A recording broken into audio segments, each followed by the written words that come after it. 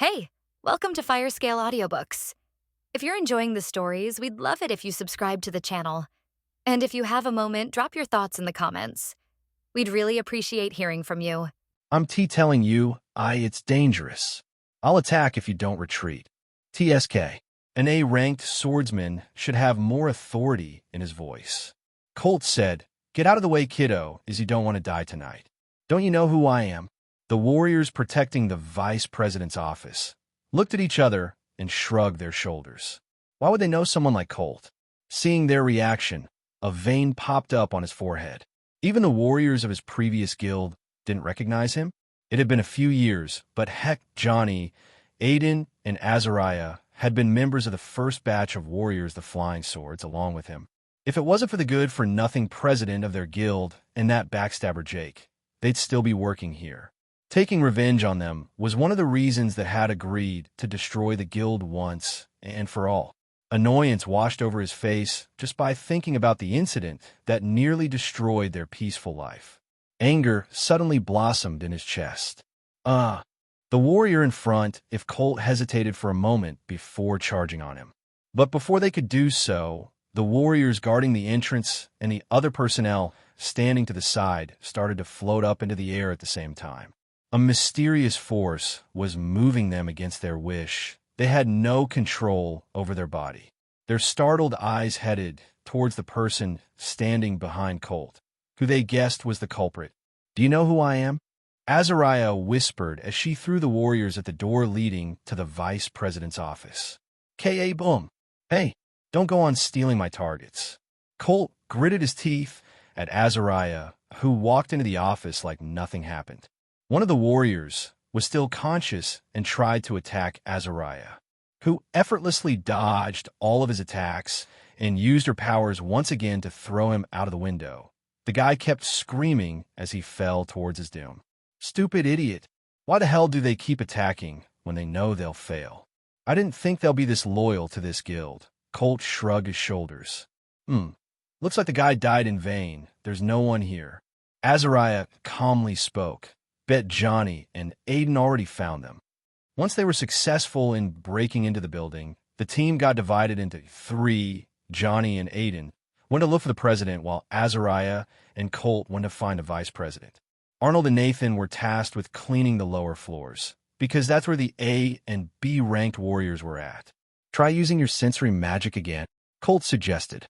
"Because it seems that your calculations were wrong. There are way less enemies than you said before." Azariah shook her head and replied, "I can't. It takes me an hour to collect enough energy to use that ability again.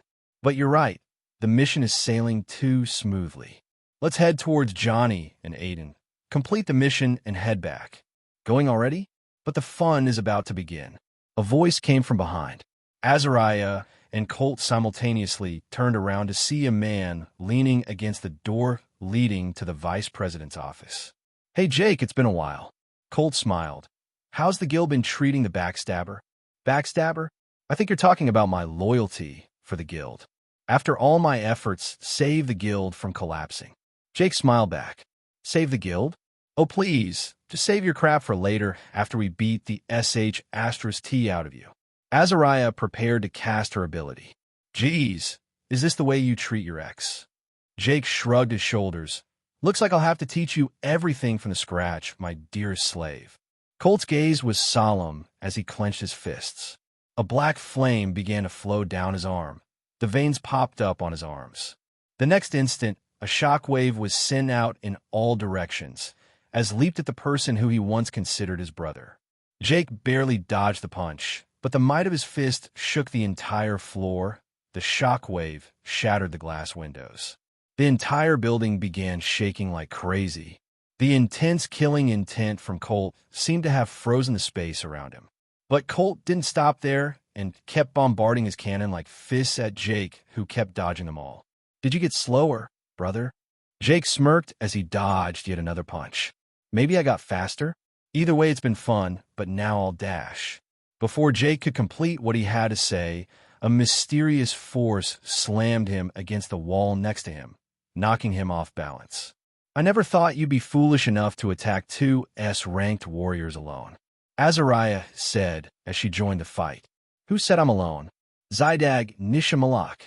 Jake started chanting in a weird language, and all of a sudden, the entire floor turned dark as if they were all inside a black hole filled with nothingness. Fearing the worst, Azariah tried to subdue Jake with her powers, but some kind of magic was protecting him from her attacks, as her attacks didn't have any effect on him. Seeing this, Colt powered up his fists once again and was about to charge at him when he felt like something was grabbing onto him. He looked down and saw many hand-like extensions were tightly grabbing onto his legs, restricting his movement. The same thing was happening with Azariah. She was unable to move as well. Your powers would be a great addition to my army. Jake laughed hysterically. Our powers? Will never joy dash. Azariah gasped as hundreds of creatures, monsters and humans alike, came out of Jake's shadow and slowly surrounded him. But something felt wrong. They were no ordinary summons. My God. He's a necromancer. The Jake, Colt, and Azariah remembered was an ordinary pyromancer superscript 1 and not a necromancer. Necromancers were a rare bunch, but they were not much of a threat as their summons were generally weak and the head count was generally low, but something was different about Jake. Not only his summons were all ranked at B or above, the amount of summons he could control was insane. Kill them, Jake shouted, and immediately the monsters charged at them. But before they could do anything, the entire floor got covered in ice. Moments earlier, bang, bang, bang. Arnold kept shooting bullets at his opponents, but he was careful not to unnecessarily kill anyone. He wouldn't have had much problem with killing them as he'd get more EXP that way. But the orders from Nathaniel were absolute. They only had to refrain themselves from killing anyone until and unless it's an absolute necessity. Arnold didn't even require to bring out his summons, as the warriors from the family had already infiltrated the guild and were indulged in combat. Since his summons weren't out, his strength was limited and wasn't much better than a B-ranked mage thus. He didn't need to control himself very much and stuck to his gunslinger abilities. But sadly, this wasn't the case with Nathan. Nathan's potential was the same as a S-ranked warrior, but in order to maintain control over his powers, he needed to concentrate. But it wasn't a possibility in such a chaotic environment. Due to this reason, he had already killed 4 of the warriors and was desperately trying to avoid killing another loyalist warrior. He had already broken the warrior's dominant arm, but rather than giving up, the warrior started head-butting him over and over. Nathan, frustrated by his opponent, grabbed his head and bashed it on the ground. The warrior's head got squished like a watermelon.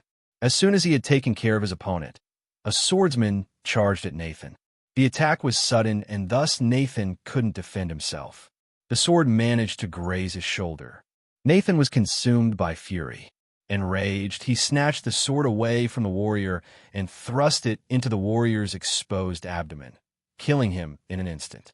Just surrender already. Nathan screamed and started swinging the sword like a madman. Arnold shrugged his shoulders and kept shooting at the enemies. He too had accidentally killed a couple of opponents for some extra EXP, so what Nathan did was acceptable to him. He kept his eyes on the warriors who had some useful abilities, so that he could later use blood runes to give those abilities to his summons. This battle was like a gold mine for Arnold, as he was getting an insane amount of EXP.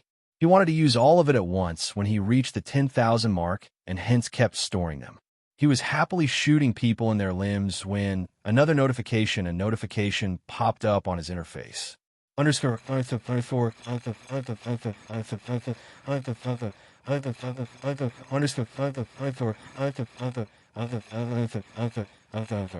Power signature of another paladin detected. Initializing contact protocol. Unable to establish connection. Paladin of the dead one seems to be in his own domain.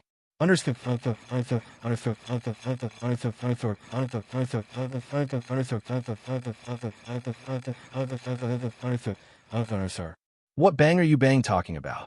Arnold asked the system as he shot a couple of warriors' legs.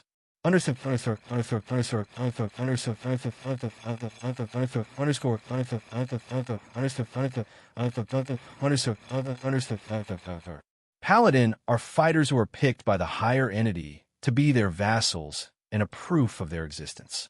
Each paladin is granted a helpers like me to guide them and fulfill their destiny.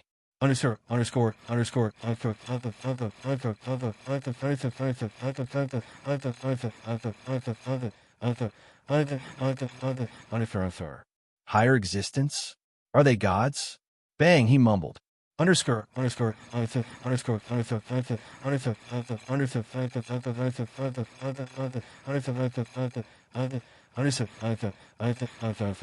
That information has been restricted.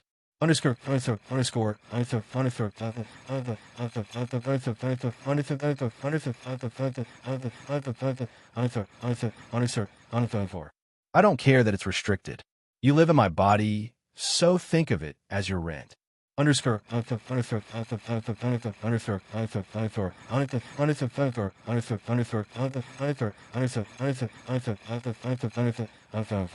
Paladin of the Dead One would soon have enough power to become a true vassal. If we don't put an end to him, then it would have catastrophic effects on this planet.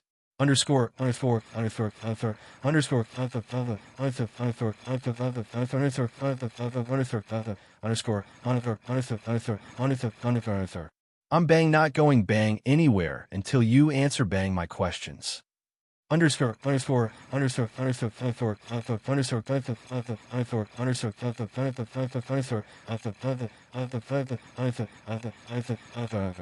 If you don't comply with me, I'll completely shut down and then you'll lose all of your power. You have 10 minutes to comply before the system shuts down.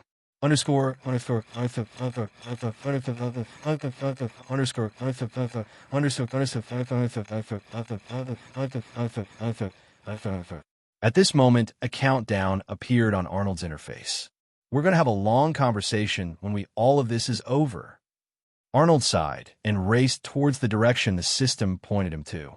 Kill them, Jake shouted, and immediately the monsters charged at them. But before they could do anything, the entire floor got covered in ice. Asterisk pant, asterisk, looks like I'm right on time. Arnold took deep breaths as the counter on his interface froze.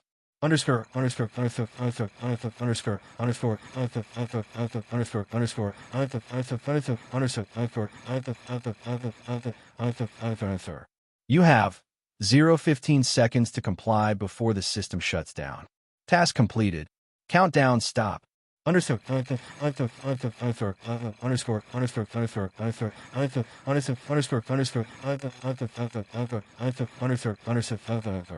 Arnold, what are you doing here?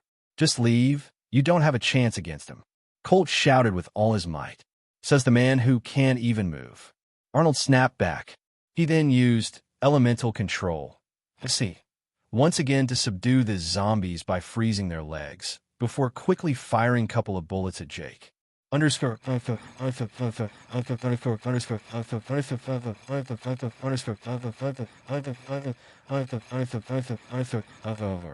You can't harm another paladin.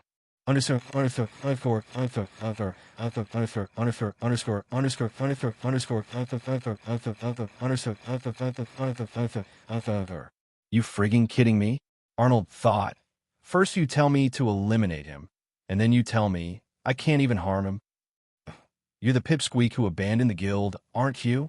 Jake asked in a low voice. Don't tell me. One of them chose to give you the powers as well. Wait. You don't need to answer that. Since you managed to invade my domain, that must be true, but Madam didn't inform me about it. Haha, aren't I lucky? Now I'll be able to turn you one of my summons as well. But first, show me your ability dash. Jake was still talking when a lance made of ice penetrated his torso. He carefully extracted the lance as a fountain of blood flew out of the hole in his torso, but the blood flow stopped after a couple seconds as the wound started to heal.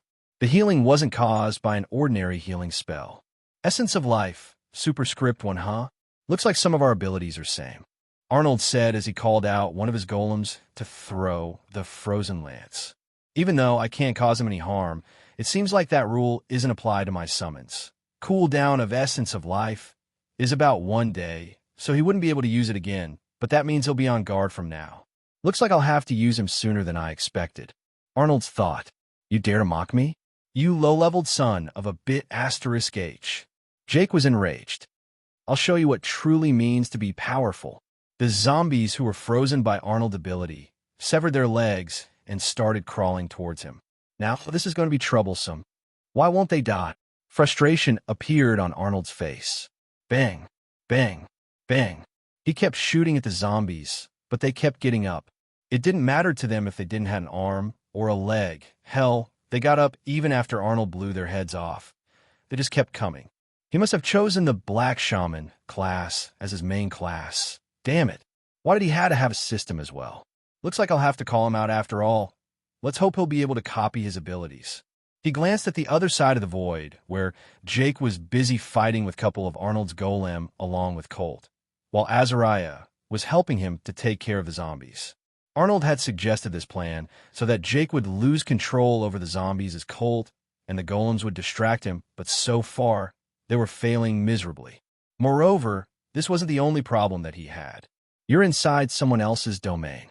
The total power of your opponent and his summons exceeds the power of you and your allies.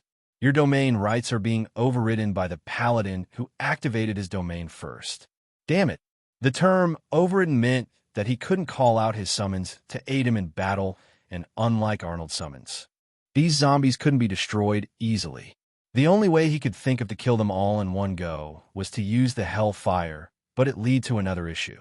Although Arnold's summons would be able to survive the flames, he couldn't say the same about Azariah and Colt. Unless, Azariah, you can use magic to conjure a force field, right? Arnold asked without turning to face her. Yeah, but how do you know that?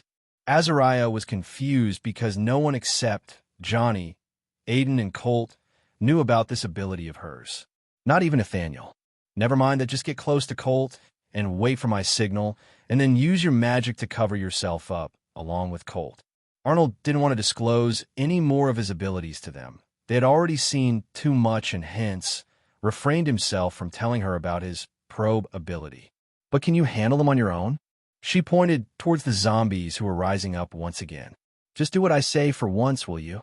Arnold snapped at her. Generally, if someone spoke to her in this manner, she'd have broken every single bone in the person's body. But since Arnold was the only one who had a vague idea about what the hell was going on in this weird place, she let it slide this time and went to do what he told her to do.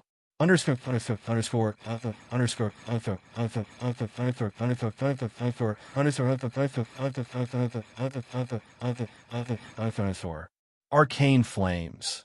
Active ability. The user controls the power of Hellfire and can guide a sea of flames to incinerate anything in its path. This skill is only effective on organic targets.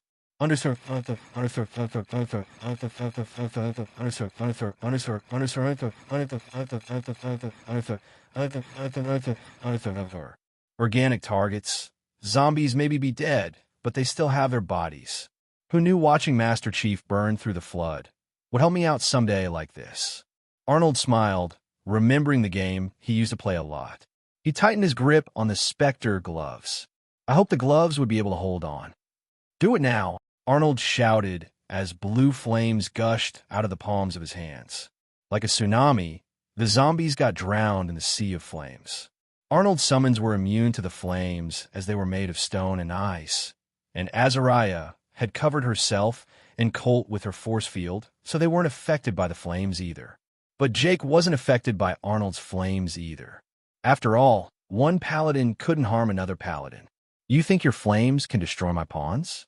Don't make me laugh. Jake laughed. Your system is nothing but a cheap copy of mine. I'll show you the difference in our power. Jake tried to use his domain's authority to resurrect the dead zombies from their remains, but for some reason it didn't work. Why the hell it isn't working? It isn't because your time is up, Mr. Not So Cheap Copy. Arnold smiled after he saw the notification, which appeared on his interface.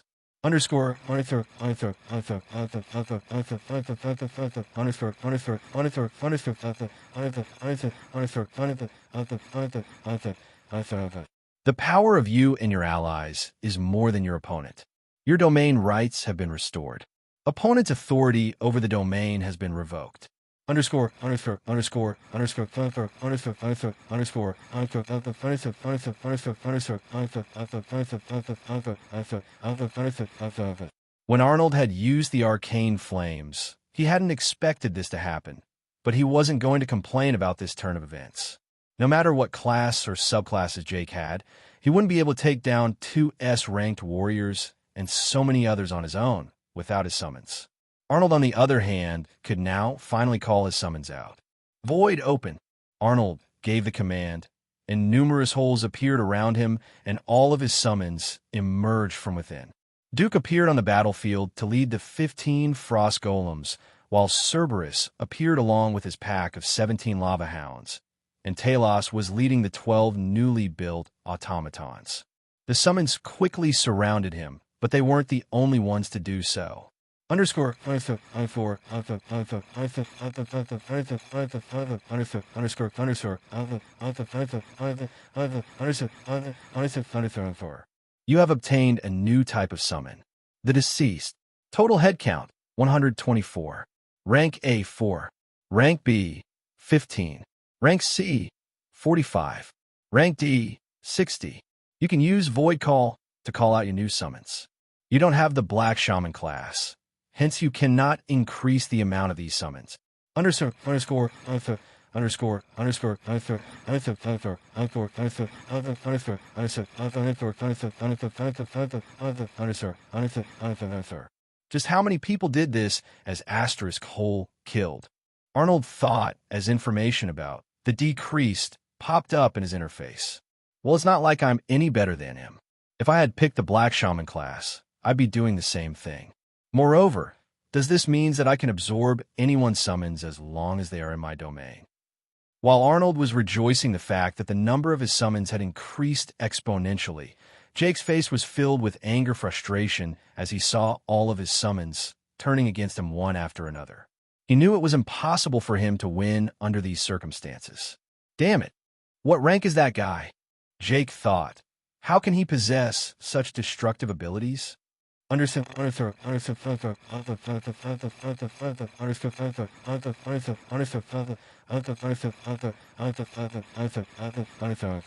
providing you the accessible information. Name, Arnold Ling. Title, Extraordinary Figure. Level, 45. Rank C. Special Skill, Unknown. Class, Unknown. Underscore, underscore, underscore, underscore, underscore, underscore, underscore, underscore, underscore, underscore. Like hell, he is a rank C. Don't mess with me. You told me one cannot control a summon that has a higher rank than the summoner himself. Most of his summons are above B for sure. Then how can he be a mere C-ranked warrior? Underscore, underscore, underscore, underscore, underscore, underscore, underscore, underscore, underscore, underscore, underscore. The information is 100% accurate. Underscore, underscore, underscore, underscore, underscore, underscore, underscore, underscore, underscore, underscore, underscore, underscore. Jake looked around himself. He was surrounded by hundreds of enemies. 2 of them were S-ranked, and only God knows how many A-rank summons were around him. Furthermore, all of his zombies were now against him. He was having a hard time believing that Arnold was merely a C-ranked warrior. All of his prize zombies were instantly turned against him. How much time has he spent carefully picking targets, plotting plans, and killing them one after another? And now, it was all wasted, just because of this as Asterisk Hole C-ranked warrior. Without his summons, he only had the strength of a B-ranked brawler, and his pyromancy abilities were only A-ranked. This was because the moment he got the Black Shaman class from the system, he had solely focused on developing his necromancy abilities. Madam's system had always suggested him to level up his other abilities too, but he never listened, and as a result, most of his abilities strictly depended on his zombies. Thus, he didn't have enough individual strength to tackle even one S-ranked warrior in this state. Damn it, I can't even access my domain anymore. Jake could have used his domain to call upon his elite summons, but his domain was temporarily sealed. There was only one thing he could do. I have to escape, but how? That force field Azariah used would have taken a lot of mana, so she should be out of picture. The only problem is Colt. Those summons are troublesome too.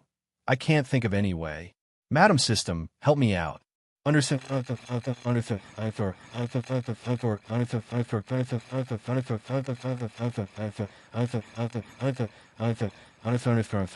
I'm not here to babysit a weakling like you.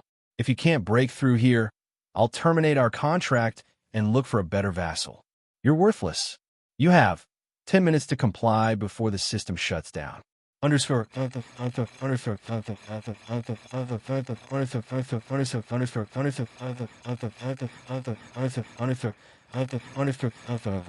You by asterisk CH. There was no time for him to think of a plan. He had to run. He had tasted the power of the system. He can't let it go like this. He ran with all his might towards the deceased warriors, but before he could break through them, numerous icicles surrounded him. Going somewhere, Arnold smiled and slammed the icicles on him. Jake jumped backwards and managed to dodge the attack. Your popsicles won't cause me any damage. Bet this would cause some damage. Colt bellowed as he delivered a powerful punch to Jake, who went flying towards the other side of the void and broke through the walls. Blood spurted out of his mouth. His face was filled with pain and agony. Now, show me your abilities. Let's see if it is useful. Arnold smirked as Duke and Cerberus simultaneously changed their forms to Undead Reaper and White Chimera.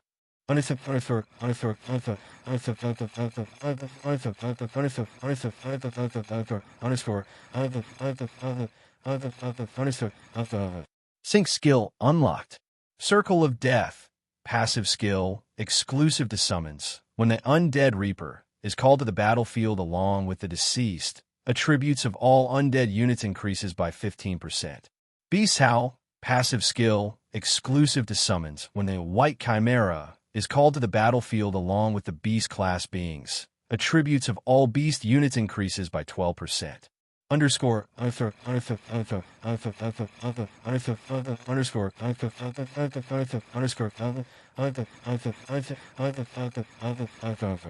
Looks like you're not getting out of here alive. With Arnold's one signal, all of his summons rushed at Jake. Their murderous aura was very pressurizing. Jake did not even dare to breathe loudly. Even Colt went silent when the summons released their aura. His spine shivered, even though he wasn't the one the summons were targeting. Jake was frozen in the spot. He wanted to move out of the way, but couldn't. His body wasn't listening to him. He looked at the zombies he had made by killing so many people. But there was something different. They seemed to be happy. They were happy because now they would finally be able to take their revenge and kill the one who turned them into his miserable pets. The next moment, the entire place was filled with cries and screams as the summons to their sweet time to torture Jake. It wasn't that Jake didn't try to fight back. He even managed to destroy some of Arnold's summons. But in the end, there were just too many of them for him to handle. Arnold allowed the deceased do whatever they felt like with Jake, not because he had sympathy for them, but because by allowing them to do so, he'd gain their loyalty. As for them, he was the one who gave them a chance to take their revenge. It was all for power. Even Colt was horrified and disgusted by the scene in front of his eyes. He too wanted to kill Jake, but this wasn't the way to do so. He looked at Arnold, who was smiling while Jake was getting butchered in front of him. "What a sick bastard," Colt whispered. "It's a good thing you're unconscious, Azariah. I'm not sure if you'd like to see Jake dying like this. After all, he was your lover once." "Void close," Arnold mumbled, and immediately the endless void got absorbed by a shadow. They had returned to the guild building. After butchering Jake, all of the deceased slowly walked up to Arnold and kneeled before him, acknowledging his power over theirs. After all, he had managed to destroy them all using a single spell. Arnold acknowledged their presence and gave them a slight nod before recalling all of his summons back, except Talos. "Your command, master?" Talos bowed before Arnold. "You remember what I told you, right?" Arnold asked, looking at Jake's mangled body. "Yes, master. Use it on Jake's body. Maybe you'll gain a skill or two." "As you wish, master." Talos straightened himself and walked towards Jake's body. Talos took out the blood rune, which contained the transformation ability, and dipped it into Jake's blood before inserting the blood rune back into the cavity Arnold had made in his armor. "What are you doing?" Colt asked. "Isn't butchering your enemies enough for you?" "SSSHHHHH. Just wait and watch." Arnold smirked. "You've killed a human. EXP, plus 200. First rank, A plus human killed. EXP, plus 10,000. You cannot level up. Use the excess EXP to level up your subclass first. You cannot store any more EXP. Please select a subclass to upgrade. You can upgrade the subclass by opening the Information tab and select the subclass you want to upgrade. Upgrade Magical Gunslinger to max level. Arnold instructed the system. Subclass leveled up. Magical Gunslinger, LVL5. Rewards. ACC plus 25. Quick Shot, upgraded to level 5. Shooting speed increased to 18%. Explosive Shot, upgraded to level 5. Special damage increased to 62%. Subclass upgraded to the maximum level. Please rank up to unlock the evolution process. Task has been successfully completed, Master. Talos informed Arnold. "I've successfully obtained a new transformation. What are you waiting for then? Let's check out the abilities you got." Arnold instructed Talos. "Yes, Master. Activating transformation ability now." Talos replied as a loud humming sound echoed through the corridor. The body parts of Talos got reconfigured, and soon his appearance completely changed.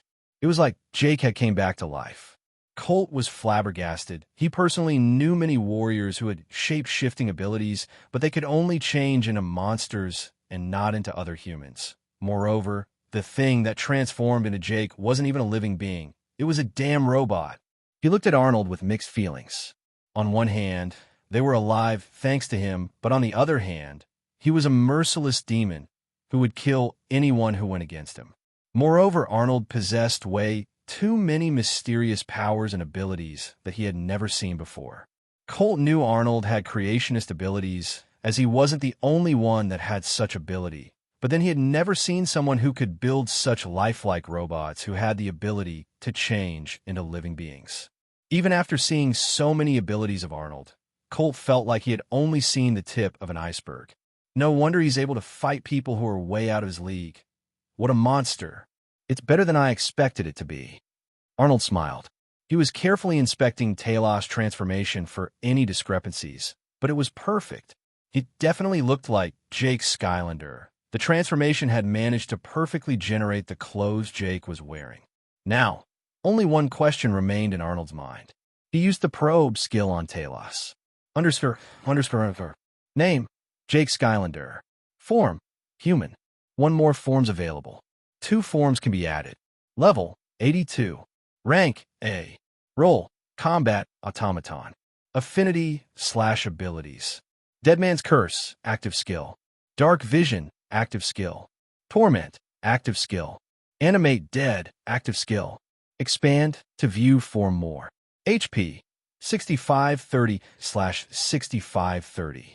Mana / energy, 3580 / 3580. Strength STR, 76. Defense Def, 86. Stamina STA, 88. Intelligence Int, 85. Agility AGI, 70. Accuracy ACC, 86. Evade EV, 68. Charisma CHA, 69. Underscore. Yes. Arnold exclaimed happily when he saw the ability, Animate Dead, and opened the skill tab to see more information about the skill. Animate Dead. Active ability. The user controls the power of death and guides the soul of a deceased to reanimate it to do the user's bidding. However, the reanimated being will only be able to regain about 40% to 70% of his/her original strength. This percentage is determined by the level and rank of the user and the deceased. This skill is only effective on organic targets. Number of summons controlled, 20. Rank S. Mana cost, 1000 / use. Cooldown none. Underscore. Only 20, huh? Do you want to try it out? Arnold asked Talos. I'll do as you please. Talos bowed down to him. Arnold wanted to try it out right now, and see how the ability worked. But since the ability only had a capacity to reanimate 20 people or monsters, he had to be careful while choosing who he should reanimate. Furthermore, the system didn't provide him any information regarding how to increase the number of reanimated beings. He checked Talos' stats once again, but unlike him, Talos didn't have a mystic stat which would allow him to increase the number of the summons. I didn't know you had such strong creationist abilities, Arnold. Colt gave a nervous smile to Arnold. Yeah, Colt is still here. I better be careful not to let out too much information right now. Arnold thought and said, How's Azariah? She's just a bit tired, I guess. Colt said, as he lifted Azariah in his arms. She used too much of her power. Tired, huh? Here, make her drink this. She'll feel better. The battle isn't over yet. She'll need her strength, Arnold said, handing Colt a small vial of recovery potion. It was a potion that recovered a small amount of mana, as well as HP. Since the amount recovered was quite small, the cost of this portion wasn't very high and Arnold could spare these potions. Wait, what is this? Colt asked because he had a feeling that he shouldn't blindly trust Arnold anymore. Think of it as an energy drink. Wait a minute, you think I'll poison her? I never said that. All right. Arnold took out another vial out of his pocket and drank it in one go. See, all good. If you still doubt me, don't give it to her, but at least take her out of here. She's like a sitting duck here. It's fine, Arnold, Colt said after a while, and laid her down before emptying the vial in her mouth. Soon the potion showed its effect, and Azariah regained her consciousness. What happened? Did we win? Azariah mumbled, massaging her temple. Yeah, all thanks to Colt, Arnold replied before Colt could have said anything, but Azariah wasn't listening to him anymore. She quickly got up to her feet and into battle stance. Who the hell is standing behind you? Azariah bellowed when she saw Talos standing behind Arnold. Relax, Azariah. I know it's hard to believe, but that's one of Arnold's robots. Colt tried to ease Azariah's mind. But it looks so real. Azariah said, I didn't want you to look at it, but if still you don't believe, just look there. His body is right. Colt pointed in the direction where Jake's mangled body was, but the body wasn't there anymore. He looked at Arnold, who simply shrugged his shoulders. Of course, Arnold wouldn't tell them that he took Jake's body and stored it in the void so that he could use the body in blood at a later time. Can we chat some other time? This isn't over yet, Arnold said. Do you know where the president and the others are? Johnny and Aiden might have located them, but we don't really know. We went radio silent the moment this operation began. Colt replied, Permission to speak, Master. Talos interrupted them. You know where they are, don't you? Arnold smirked as Talos nodded. Then let's give them a taste of their own medicine, shall we? The president's face appeared on the Jake's communicator. Have you succeeded? Have the targets been dealt with? He said with a frown on his face. The man was clear under a lot of stress. Jake nodded his head and explained what had happened near the vice president's office. 2 of the S-rank warriors have been dealt with, but I think you already know they aren't the only ones who came through the roof. The surveillance cameras have been destroyed, so it'll be a little difficult for us to track their movement. That's a great news. Even Johnny wouldn't be able to handle all of us together. You've done a great job.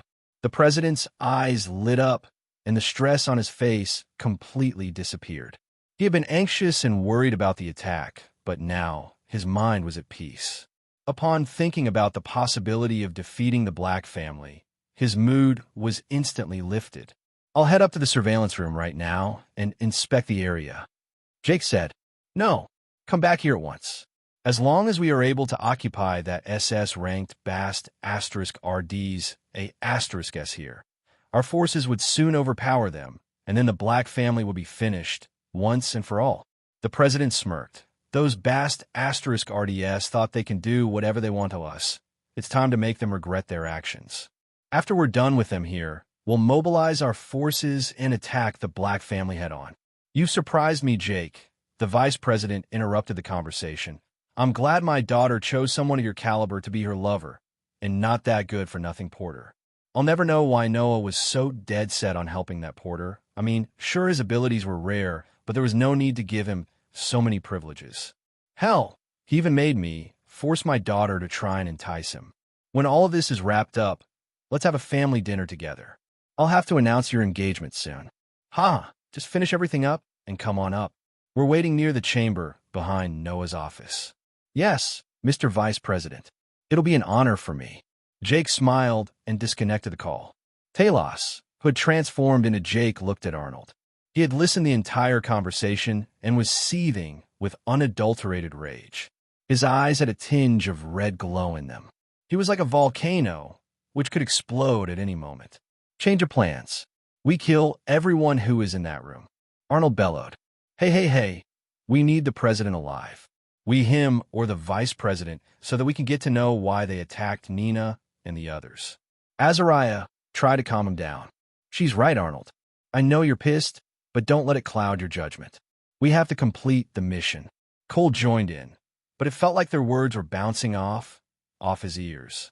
Fine. I'll kill the vice president instead. Azariah wanted to protest, but called her back. He knew exactly what Arnold was capable to do. After all, he had slaughtered Jake on his own. There was a little that they could do if Arnold had made up his mind. An hour later, inside the president's secret room. Jake, where the hell have you been all this time? The president spoke up as Jake entered the secret chamber that was hidden behind the president's office. Nothing, Mr. President. I just had to sort out a couple of things downstairs.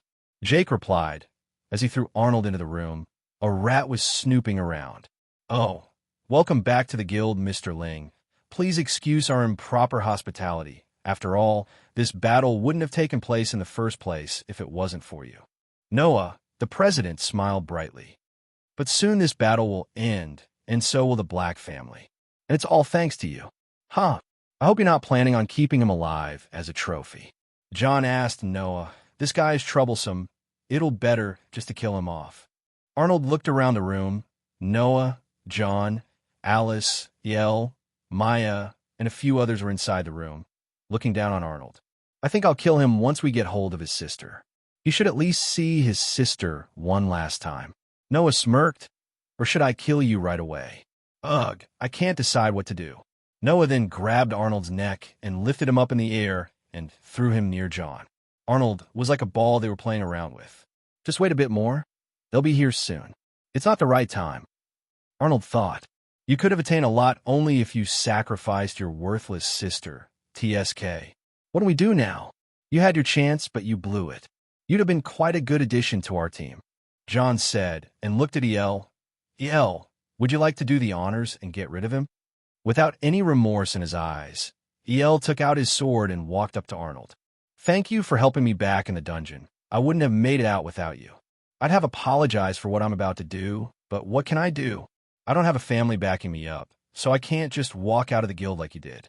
But rest in peace if you can find it. El got in position and lifted his sword to end Arnold's life once and for all. But right before he was about to do it, a bullet pierced his hand. Arnold moved like lightning, picked up the sword and stabbed it into El's chest.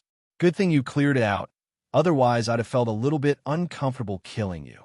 Arnold smirked, kicking El aside. You thought you could kill me? Don't make me laugh. Everyone inside the room was shocked by the sudden change in Arnold's aura. But that wasn't the only thing that had caught their attention as they looked at the one who fired the bullet at El. What the hell are you doing, Jake? Noah bellowed in disbelief. Why would his most loyal soldier betray him? But before they could ask him anything, the doors were ripped open as Johnny, Aiden, Azariah, and Colt entered the room. You see, you're the ones who are about to get hunted down. Arnold smirked in disgust as he summoned all of his summons. I've been waiting for a long time to do this. You bast *RD. You betrayed me. Noah bellowed and pointed his fingers at Jake. The guild, as well as the organization, spent an enormous amount of money and resources on you and raised you to be a strong warrior. And yet you betrayed us. What's up with this loyalty complex? I guess he really has some psychological issues. Arnold thought, these idiots keep stabbing each other in the back, and yet they expect others to be loyal? Feels like we're doing a favor to the world by getting rid of them and their guild. At this moment, a man standing behind the president walked in front of them. He had a wide face, a small nose, and puffy lips. His hazel eyes were almond-shaped and had thick eyebrows. His curly, dark brown hair was neatly tied in a bun. He had broad shoulders, long arms, a slender torso with well-defined muscles, wide hips, and short legs. He kind of looked like a dwarf on steroids. He was Cole, and had known Jake from his first day in the guild, as he was a reserve member of the A team, meaning he was at rank B. His loyalty to the guild and Jake was absolute, as he had made it up to the guild because of Jake. He knew it was impossible that Jake would ever betray the guild or the president. I'm sure Captain wouldn't do that. Started to speak. His loyalty to the guild is absolute. Captain, please dash. Bang. A bloody hole appeared on the man's forehead. His eyes were opened wide in hatred for a fraction of a second. Then they turned lifeless as he collapsed on the floor. You guys are really dense, aren't you? Arnold sighed. White smoke came out of his gun. Well, since you're going to die either way, should I tell you why Jake is on our side? Nah, you should die in suspense. Don't get cocky, you brat. We aren't going down so easily. Noah roared as a blinding red light suddenly appeared behind him and flowed into his body. The next moment, Noah was completely surrounded by violent bolts of lightning. If nothing else, I'm taking you down with me. Noah knew there was no escape for them anymore. It was either kill or be killed. Thus, he decided to at least take down the person who was responsible for blunder, along with him, and charged at Arnold, ignoring everyone else present in the room. The red electrical force flowed into his arms. He was a moment away from slamming down Arnold when Johnny appeared between them and stopped Noah's attack with a punch of his own. Why don't you fight me instead? Johnny smiled as he let go of Noah's arm, and the fight between the brawlers began. Thunderous fists were flying left and right.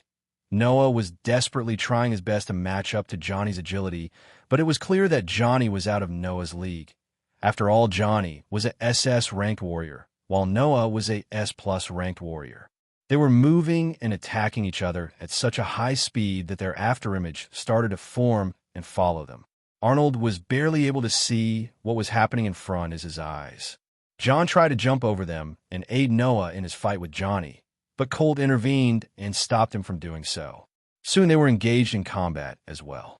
An all-out fight broke out between the two parties.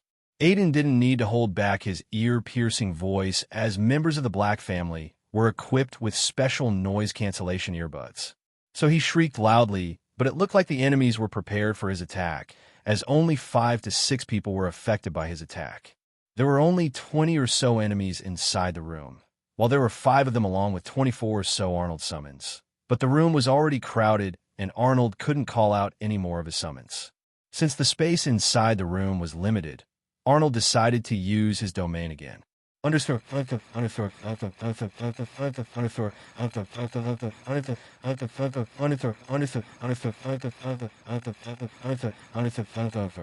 Void domain ability is in cooldown.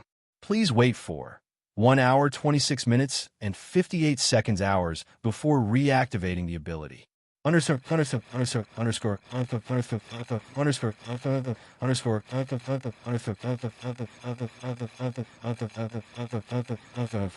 You kidding me? I thought there was no cooldown for this skill.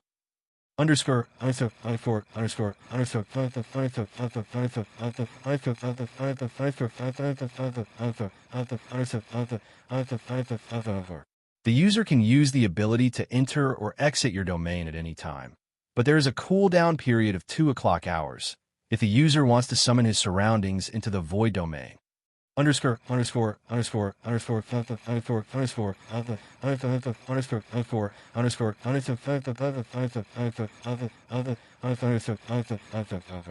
How many times do I have to tell you?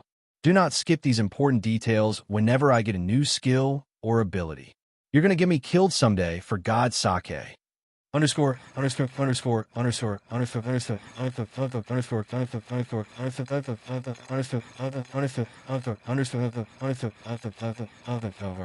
Request acknowledged.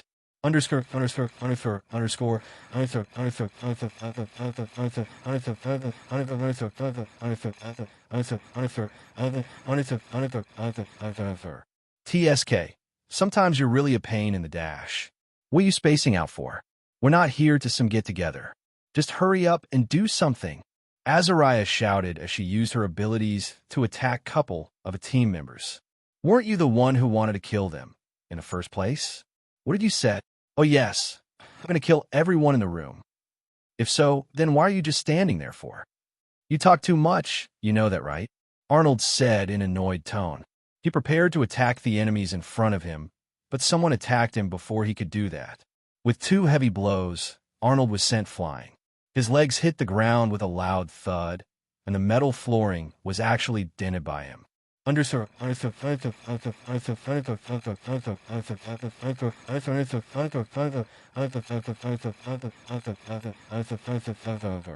You've received 558 points of damage. Damage have been reduced by 198 points. Total damage received 360 points. Current HP 5778/6138.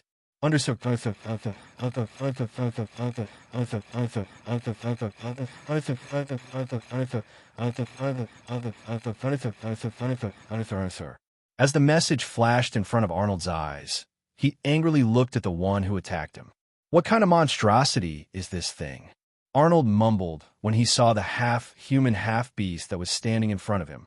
The man-beast had the legs of a cheetah-like beast, his arms were like that of a minotaur, he had a tail of a reptilian monster, while his human face was filled with scars and burn marks. Even though the man had changed so much, Arnold could never forget the aura which was oozing out of the man-beast. "It's you, isn't it?" Arnold asked as he got up on his feet. "Oh, so you remember me after all. I thought I'll have to reintroduce myself." The man-beast smiled. "Of course. How can I forget your bad breath? Gosh, it even got worse with time." Arnold exaggerated and covered his nose. "What the hell happened to you? I never thought your breath could get any worse. Do me a favor and don't talk while we fight, okay, Mr. Bad Breath Bob?" "Why? You King Bast *RD. Bob roared and charged at Arnold. "Where are you hiding all this time? I'm pretty sure you were not inside this room when I entered." Arnold asked Bob while stretching his neck. "Don't tell me. Did they kick you out because you smell so bad? I mean, I can't blame them for it, because your smell is almost unbearable. Why don't you stay still so that I can clear your doubts?"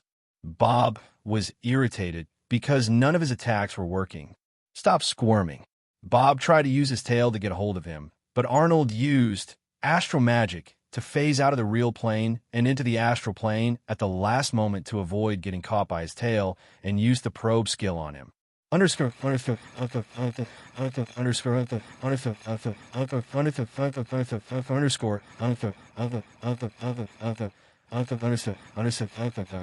Name: Bob Marcel, unknown. Level: 82. Rank A. Role: Brawler. Affinity / abilities. HP: 6050/6050. Mana / energy: 5000. Strength STR: 84. Defense Def: 65. Stamina STA: 79. Intelligence Int: 45. Agility AGI: 68. Accuracy ACC: 45. Evade EVED: 57. Charisma CHA: 1. Threat level: moderate. Remark: he's definitely not getting a girl looking like that, and whatever little chance he had of getting pity S *X is destroyed by the weird breath of his. But you should still be careful. Underscore.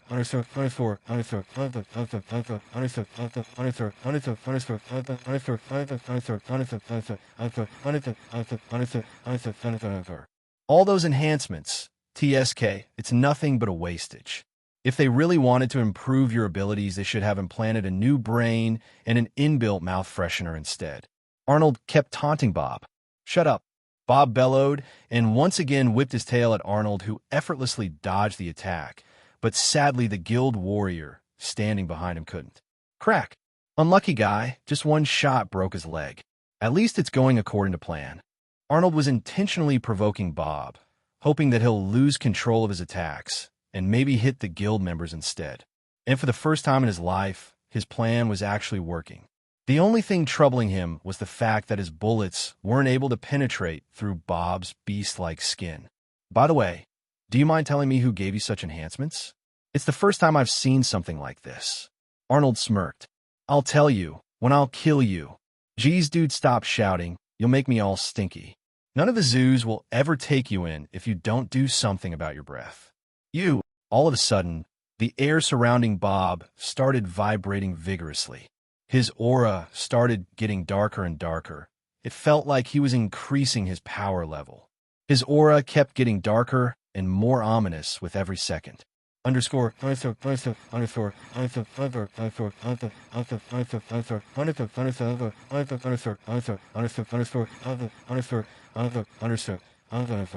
name Bob Marcel unknown. Level 92. Rank S. Role Brawler. Affinity / abilities.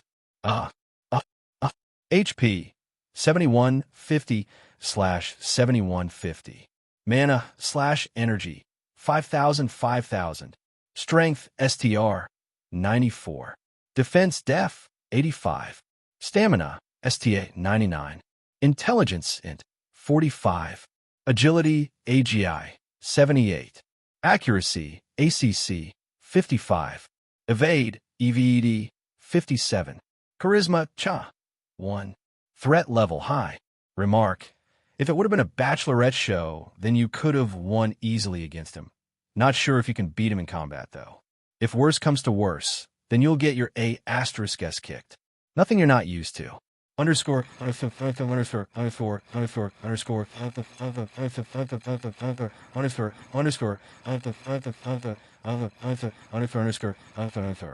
how the hell did he get such a boost in a small time?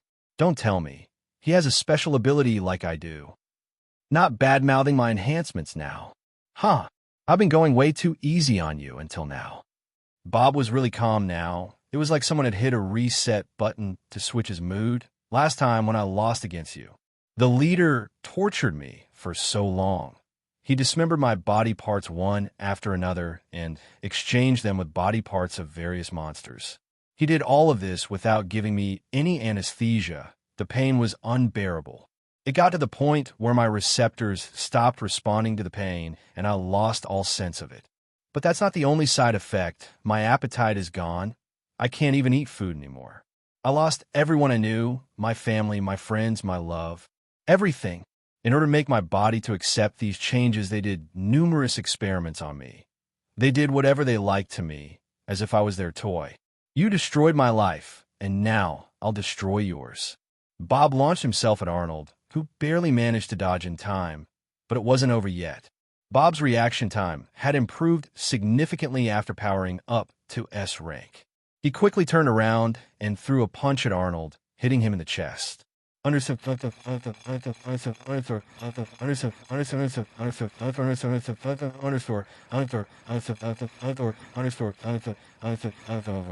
You've received 1,035 points of damage. Damage had been reduced by 259 points. Total damage received 776 points. Current HP 5002/6138. Status debuff acquired. Bleed. You'll lose 25 HP per second for the next 15 seconds. Underscore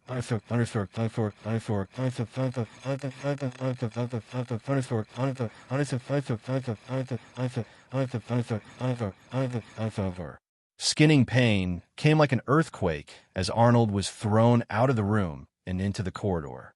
He clenched his teeth tightly. Veins bulged on his face. His eyes were filled with pain as the bones in his left arm, which he used to block Bob's attack, had been shattered. Blood came out through his open mouth. Since he had acquired the bleed status effect, the pain this time lasted longer than before. Arnold was still trying to recover from Bob's attack when Bob appeared in front of him as if he was teleporting. Without any warning, Bob grabbed Arnold's head and hit him out through him with such a tremendous force that he broke through the window and fell 17 floors down to the ground. Bob followed Arnold and jumped down from the broken window. "Oh, not dead yet, huh? You keep surprising me. Any warrior below the rank of it would have died from the fall. Well, looks like I'll have to do it the old way." Bob laughed as he kicked over Arnold. Even though Arnold was alive because of this sacred protection ability, wasn't like he was unscathed from the fall. He suffered multiple fractures throughout his body and was losing a lot of blood. He had even lost his consciousness due to the excessive blood loss. Things are looking really bad for him when underscore underscore underscore underscore underscore underscore underscore underscore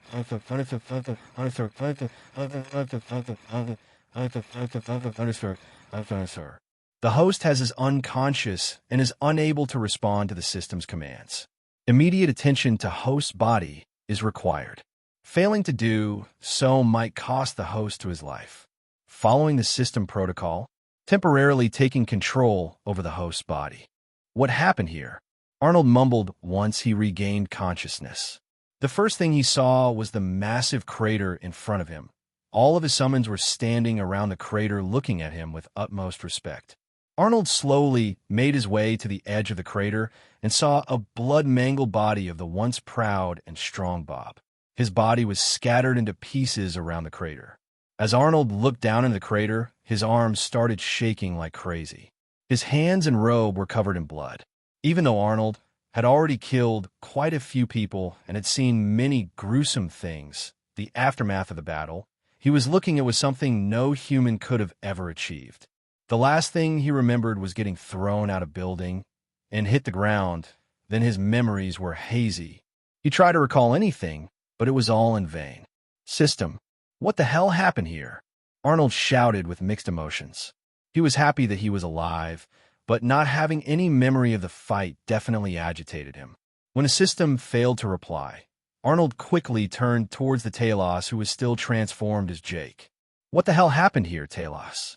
The automaton raised his head when he heard his master's voice. You defeated the Inhuman, Master. Inhuman? Yes, Master. That's what the man said. He was before you killed him. What do you mean I killed him? If I killed him, why don't I have any memory of it? Sorry, Master, but I don't know the answer to your question. Talos said in his electronic voice. However, since I too found the incident to be a bit odd, I recorded everything I could. That's good. At least I would be clueless about it after I watched the video. You did well, Talos, I dash. I'm glad to see you're back to normal now. Johnny's voice came from behind him. Arnold turned around to face him, but what he saw completely shocked him. All the members of the family, as well as few of the guild members that had participated in the battle and were alive, had aimed their skills and abilities at him. They were ready to fire at him on command. What is going on here? Arnold asked Johnny, who seemed to be the only one who was acting normally. Don't mind them. They're only doing what I told them to. Johnny smiled and touched Arnold's shoulders. I can't be too careless after what I saw. Of course, it wouldn't be a life-threatening situation for me if you lost control again, but sadly, I can't say the same about the others. Just what the hell happened here? Why is everyone so scared of me all of a sudden? And why can't I remember anything? Many questions were raised in Arnold's mind. Everyone except Johnny were scared class, even though their number was well over 300 and he and his summons were only half of that amount. What about the mission? Where's the president and everyone else? Arnold asked, still confused about everything. He felt like his brain would explode if he kept thinking about what happened there. The vice president is in our custody.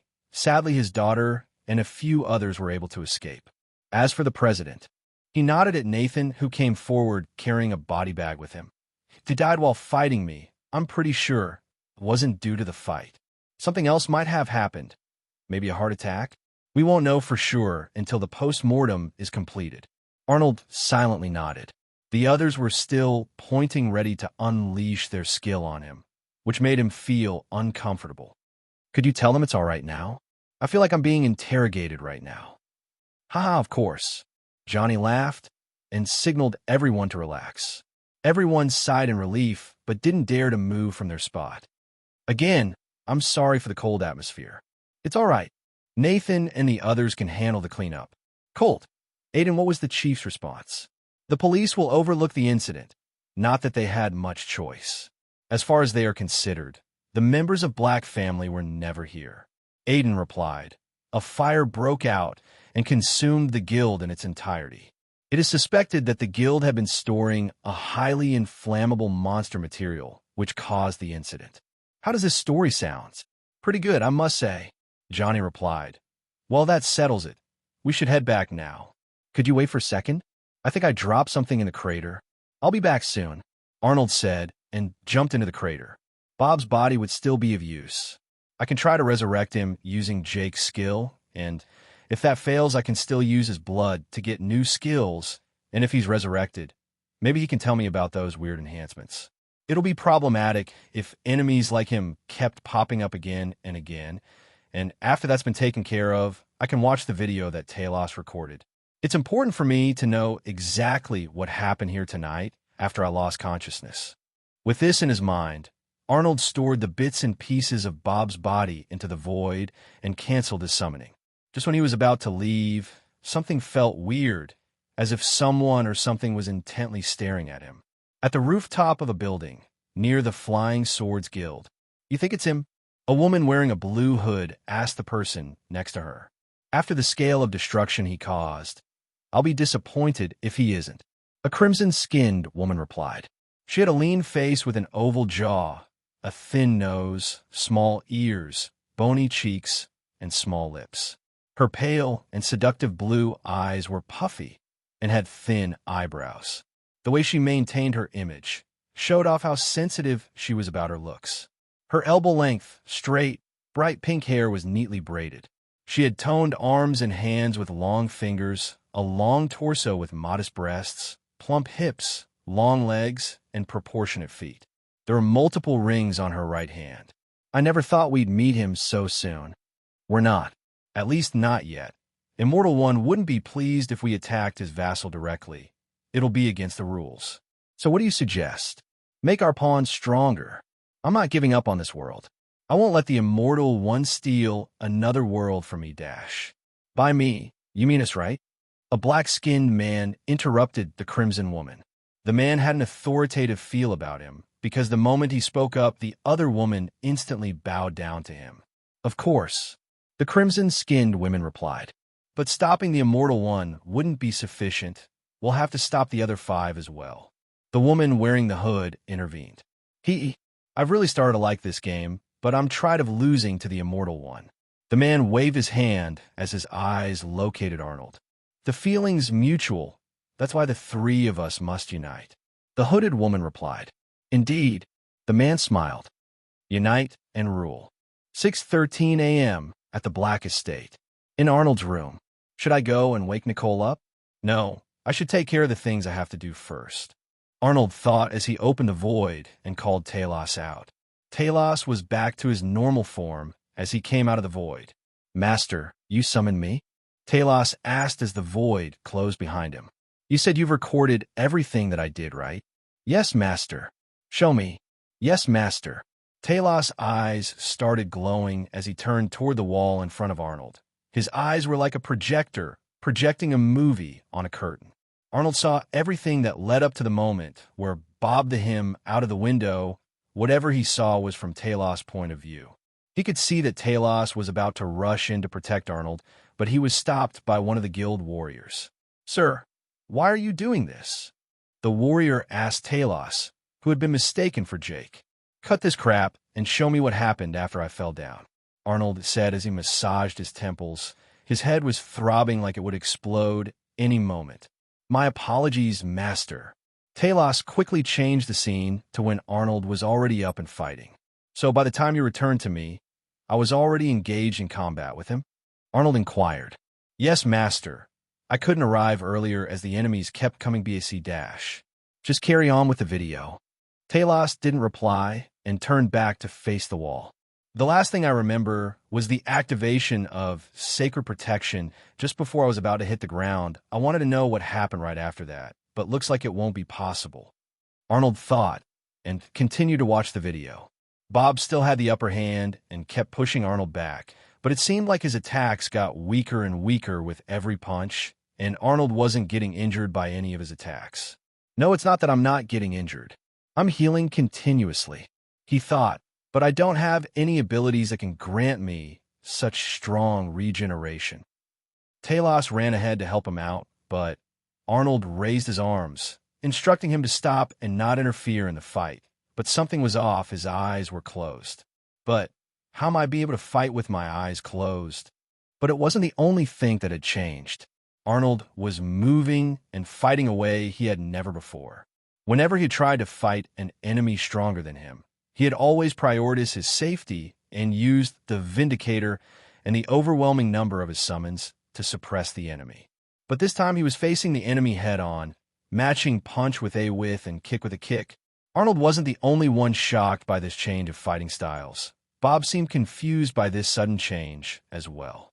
The monstrous brawler let loose with a cry of savage wildness and launched himself at his Arnold, who was dressed in midnight black. Even as Bob let loose a torrent of blows at Arnold. Unlike before, Arnold's composure remained calm.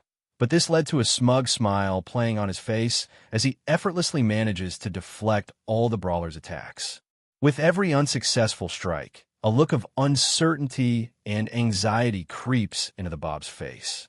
All of a sudden, a demonic voice came out of Arnold's mouth. He was speaking a language he himself hadn't heard before, but somehow Arnold could understand whatever he was saying. "You dare mock the paladin chosen by the immortal one himself," the demonic voice bellowed. "I'll make you regret ever being born into this world." At this moment, a weird and spine-chilling sound was heard around the area, like it came from a void. A jet-black gate filled with darkness rose from the ground before Arnold. The endless dark space was a couple of meters tall. Bob was still sizing up the portal when a leg came out of the portal, followed by rest of the body of a demon. But he wasn't the only one who came out of the portal. Half a dozen demonic warriors that were been 1.5 to 2 meters tall walked out from the gate one after another. They wore armor made of a weird material Arnold had never seen before. 2 of them held a 2-handed sword. Another 2 had a club in their hands, while at the front of them stood a frost giant who had a halberd superscript 1 in his hands and rode on a bear-like beast. At the same time, inside the main mansion, the demon-like summons seemed to have some kind of relationship with Arnold, because as soon as they saw him, they immediately threw themselves at his feet like they were preaching their god. Johnny was giving a rough description to Nathaniel and Todd about what had happened during the battle. They were sitting in Nathaniel's private chamber. Isn't it common for a summon to behave like that? I mean, the summons exist because of the summoner, right? So to them, the summoner's existence is equivalent to that of God's. Todd sincerely asked, "That's true, but I've never seen any of Arnold's other summons behave like that before." Arnold seemed different as well. I mean, at one moment he nearly died, and the next moment he's up and wrecking the person who nearly killed him. It's suspicious to say the least. Nathaniel was lost in thought. He knew Arnold's potential was immeasurable, but he had never thought that Arnold would have as unknown power within him. Many questions were simultaneously racing through his mind. Who was the artificially engineered being? Who would have the technology and resources to invest in such a project? How was Arnold able to physically subdue a being who had been artificially engineered? How come Arnold always overcomes and defeats his enemies in the end? Who were those mysterious summons? Nathaniel had always had a clear mental image of everyone he ever met, but the more he got to know about Arnold, the more blurry Arnold's image became in his mind. The story wasn't over yet, so he had to hold back the questions. "What happened next?" he asked Johnny. He again spoke in the same weird manner as the summons in front of him sprung back to their foot and mercilessly attacked the enhanced being, who somehow managed to defeat them all. But that wasn't the end of it. As for every summon he defeated, 2 more came through the black portal dash. Author's note. Enhanced being equals Bob. What kind of terrifying power is that? Todd interrupted once again. "Todd, don't interrupt him." Nathaniel told Todd to keep quiet and turned toward Johnny once again. "Continue." As I was saying, for every summon he defeated, 2 more came through the black portal. Soon the enhanced being got tired, and that was the moment it appeared. Just thinking about the monster made Johnny's skin crawl. What appeared? Despite Nathaniel's nagging, Todd couldn't refrain himself from asking questions again and again. "A wyvern superscript 2, Johnny replied. Just its appearance caused a havoc. But it wasn't a normal one. An ominous aura surrounded it, as if it was made of the darkness itself. The thing which surprised me the most was the fact that Arnold's body absorbed the wyvern's aura along with the monsters that came out of the portal. His aura was like a supernova. The next moment, he jumped in the air and slammed his hands on his target.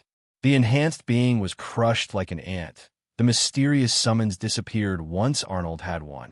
"And you think Arnold can't control this power?" Nathaniel asked.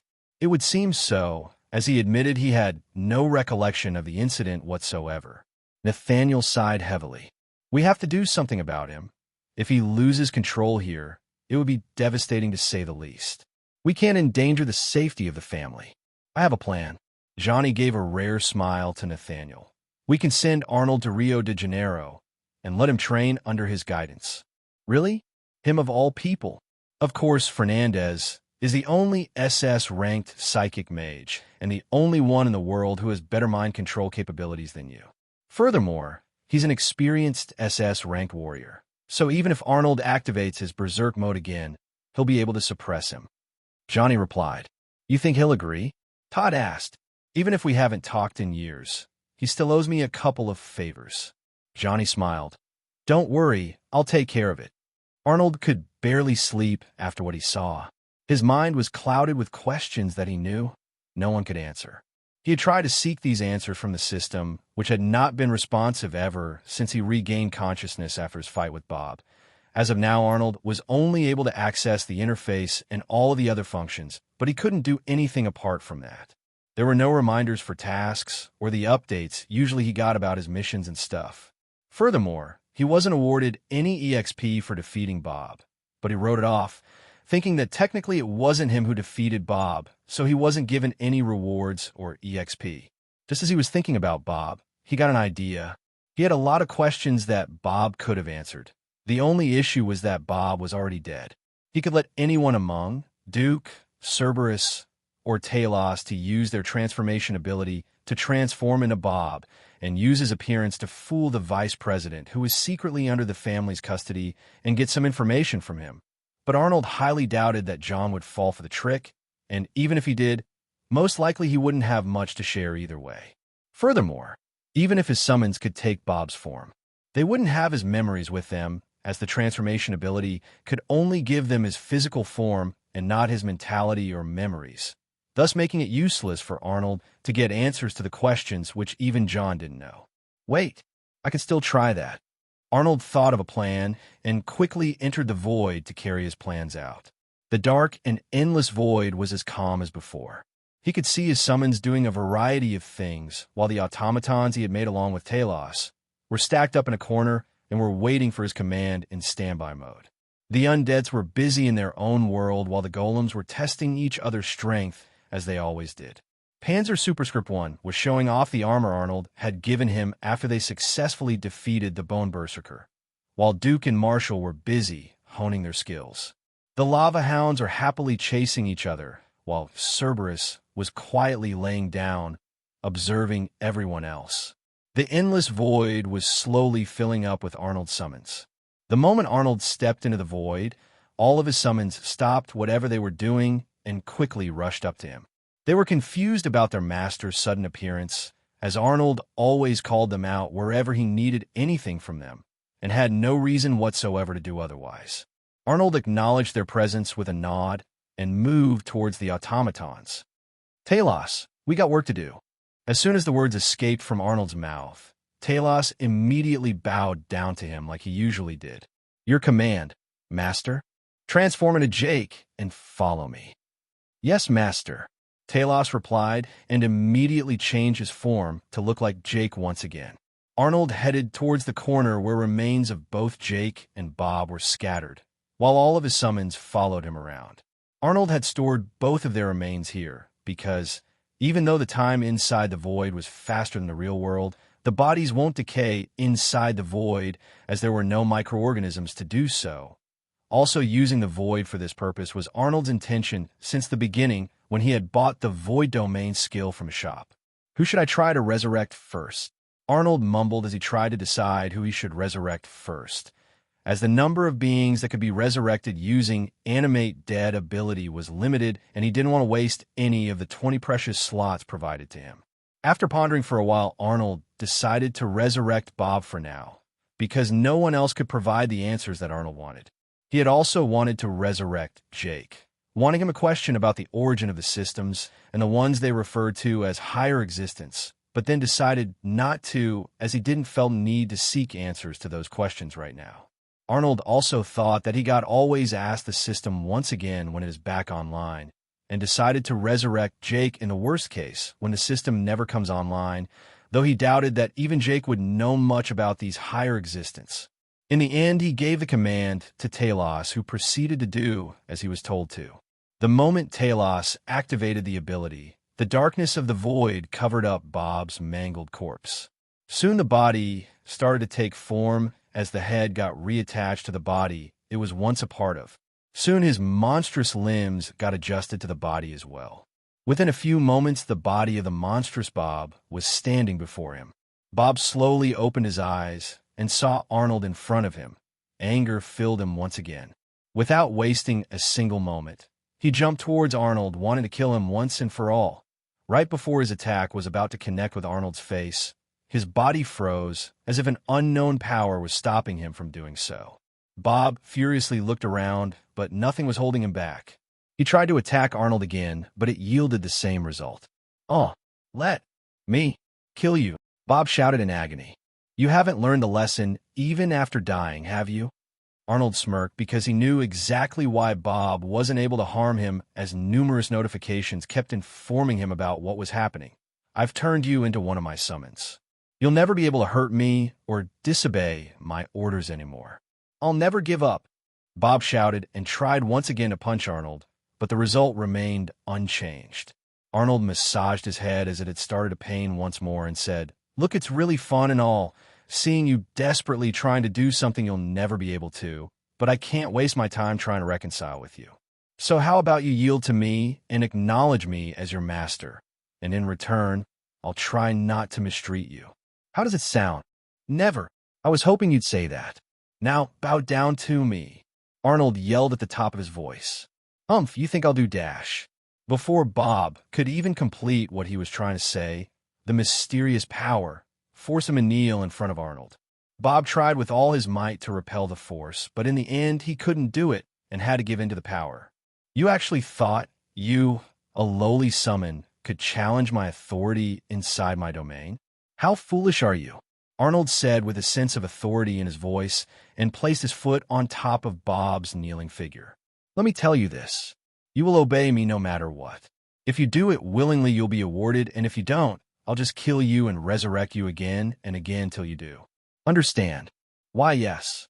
"I couldn't hear you." "I said, yes, master." "Good boy." Arnold had bluffed a lot when he said that he'd kill him and resurrect him again and again, because if he resurrected him again using the Animate Dead ability, it would take another one of the limited 20 slots. He also lied that he could force Bob into submission if he desired to do so, as the power he had over his summons only remained inside the void, and the void's authority couldn't be used outside into the real world until and unless a summon have into his authority and accepted him as his master. In order to achieve this, Arnold could only try to bait Bob and hope he would take it, which he did. The notification which just popped up on Arnold's interface confirmed that. Underscore, you've successfully obtained a new summon. You've created 1/30th elite summons. Name, Bob Marcel. Type, unknown. Level, 82. Rank A. Role, brawler. Affinity/abilities. Absorb elements. Shatter. Hidden step. Burning hands. Expand to view 4 more. HP, 6050/6050. Mana/energy, 5000/5000. Strength STR, 84. Defense Def, 65. Stamina STA, 79. Intelligence Int, 45. Agility AGI, 68. Accuracy ACC, 45. Evade EVD, 57. Charisma Cha, 1. Would you like to rename your summon? Yes or no? Underscore. Yes. An evil smile appeared on his face yet again as he renamed Bob. Bad breath. Bad breath's mouth twitched as he stood up to protest against his master. You got a problem with that? Arnold gave Bad Breath a soul-piercing look, and Bad Breath immediately bowed down to him in fear and frustration. "No, master," he mumbled. After all, how could a mere summon go against his master? "Now, since that's been taken care of, I want you to answer my questions. At least I got something out of him after smacking that idiot once or twice." Still, there are a lot of questions that I need answers to, but at least I'm not completely clueless. I need to find out more about this organization and the leader. Arnold had just gotten out of his domain after interrogating Bad Breath when he heard someone knock on the door. "Mr. Arnold, are you in there?" The voice of one of the butlers came through the door. The butler continued what he had to say once Arnold opened the door. "Master Nathaniel had requested an audience with you immediately." Sure, I'll just freshen up and then I'll head down to the main mansion," Arnold replied. He too wanted to talk with Nathaniel about the things he had learnt from Bad Breath. "As you please, sir. I'll arrange for someone to take you there." "Thanks," Arnold said as he closed the door, and freshen up before heading to Nicole's room. After all, he hadn't seen her for 2 days. Nicole is really mad at me this time. Or maybe it's because of puberty? Arnold thought. I gotta spend more time with her, I guess. Nicole didn't even speak to him when Arnold entered her room. He felt like something was bothering her. He asked her about it, but she didn't give him a proper answer, so he hugged her and left for the mansion. Arnold got out of the car in front of the mansion gate when a man suddenly came running to him and gave him a bear hug. "Whoa," Arnold mumbled and pushed the man away from him. "Do I even know you? I apologize for my husband's behavior. He's a very emotional man, you see," a woman said, slowly walking towards them. "And when he heard that you were the one who saved our daughter, he just couldn't control himself." "Director Natalia, it's good to see you again." Arnold smiled and shook hands with her and her husband. "And you don't need to thank me for anything, because they were put in danger because of me in the first place." "Mr. Ling, no. Arnold, we don't know nor care about what you're saying. The only thing that we do care about is that you saved our daughter, and that's it," Natalia said. "I know we'll never be able to repay you for what you've done, but if you ever need our help with anything, don't hesitate to ask. We'll try our best to help you out. Thanks for the offer. I'll keep in my mind." Arnold said, "By the way, how's Nina doing?" "Better than before. She's still bedridden, though. Maybe you should go and meet her sometime." "I'll try to do that. But for now, I think I should pay a visit to Nathaniel first." "Of course, sorry for taking your time." Sheldon, Natalia's husband, spoke up for the first time. Arnold just nodded at them and went inside to meet Nathaniel. Arnold was escorted to the same hall he had been to before when he was invited by Nathaniel for the first time. But this time, the lunch hall actually looked like one. Nathaniel and Johnny were already sitting at the table, apparently waiting for Arnold. "Ah, Arnold, come and sit with us, will you?" Nathaniel smiled and gestured to the chair next to him. Arnold did what he was told and sat down next to Nathaniel, facing toward Johnny. "So, you guys wanted to talk about something?" Arnold asked, looking at the other two. Straight to the point, as always. "He reminds me of you, Johnny. Don't you agree?" Nathaniel looked at Johnny and smiled. "You're right, he does," Johnny replied, before turning towards Arnold and continuing. "Arnold, before we go into the details, I'd like to ask you a question." "Sure. That power you used during the fight with that guy, you can't control it, can you?" Johnny asked. "No, I can't for now. Do you remember about what happened afterwards?" "No, I don't remember anything, but I know what happened there." "Do you?" "Yes, one of my automatons recorded everything that happened. So now you know what kind of destructive power is dormant within you." Nathaniel intervened into the conversation. "The more destructive the power is, the more is the need to control it. But till you can control it, you're a danger to yourself and everyone around you." Arnold bit his lip and cursed his luck. He could figure out where this conversation was heading to, and he was more or less prepared for the worst. He didn't have any issues with being disowned by the family. After all, no one in their right mind would endanger the safety of an entire family because of one person. The only thing which troubled him was what would happen to Nicole after he's gone. He had to make sure that she'll be allowed to live as a member of the family. "I don't have any problems with you people kicking me out of the family, but please don't do the same to Nicole. She has got nothing to do with my powers. She's still weak and dash." Both Nathaniel and Johnny burst with laughter after hearing what Arnold was saying. Arnold was super confused about what was going on. "Haha. Good Lord, this was the funniest things I've heard in a long time." Nathaniel spoke up after laughing to his heart's content. "Who said anything about kicking you out?" "Huh. So that's not what you guys wanted to talk to me about," Arnold said, with a confused face. "You know about Nicholas Fernandez, don't you?" Johnny asked Arnold, wiping his tears. "Yes, I do. He has agreed to train you so that you'll be able to control your powers. Johnny continued. You have a flight for Rio de Janeiro in 4 hours. Wait, I'm leaving today. Why? You don't want to? Nathaniel asked. I do, it's just too sudden. If you're thinking about your sister, then don't worry. We'll take good care of her. Nathaniel smiled and patted Arnold's shoulders. Thanks. I too wanted to tell you guys about something I've come to know. It took Arnold more than an hour to tell Nathaniel and Johnny about whatever he knew about the Inhuman Project, the mysterious organization that wanted to kidnap Nicole for unknown reasons, and about their masked leader. Essentially, he told them everything that Bad Breath had told him. Thanks for all the information, Arnold. It'll help us a lot to uncover the secrets of the people behind this. Nathaniel said, stroking his beard. But how did you get all this information, if you don't mind me asking? Just an informant. Could you give us the contact information of this informant? Johnny asked. He's dead. Technically, Arnold wasn't lying as Bob was already dead. Look, if you don't want to tell us, it's okay, we understand. After all, the informant's life might get in danger if an unknown party contacted him all of a sudden, and he might cut every contact with you too. Even though Nathaniel said so, he didn't believe that Arnold actually had an informant inside the organization, as it was impossible to accomplish so much in such a short duration. He decided not to cross-question Arnold, as he might get upset with all the questioning, and decided to let go of the matter for now. I'll take my leave then. I hope that the training won't be long. So do we. Have a safe trip, and don't worry about Nicole. We'll take care of her. Nathaniel said as Arnold got up to pack his stuff and leave for Rio. A year later, Rio de Janeiro. Beep beep, beep beep, beep beep. It's morning already? Arnold yawned, trying to disable the alarm. Why won't it stop already?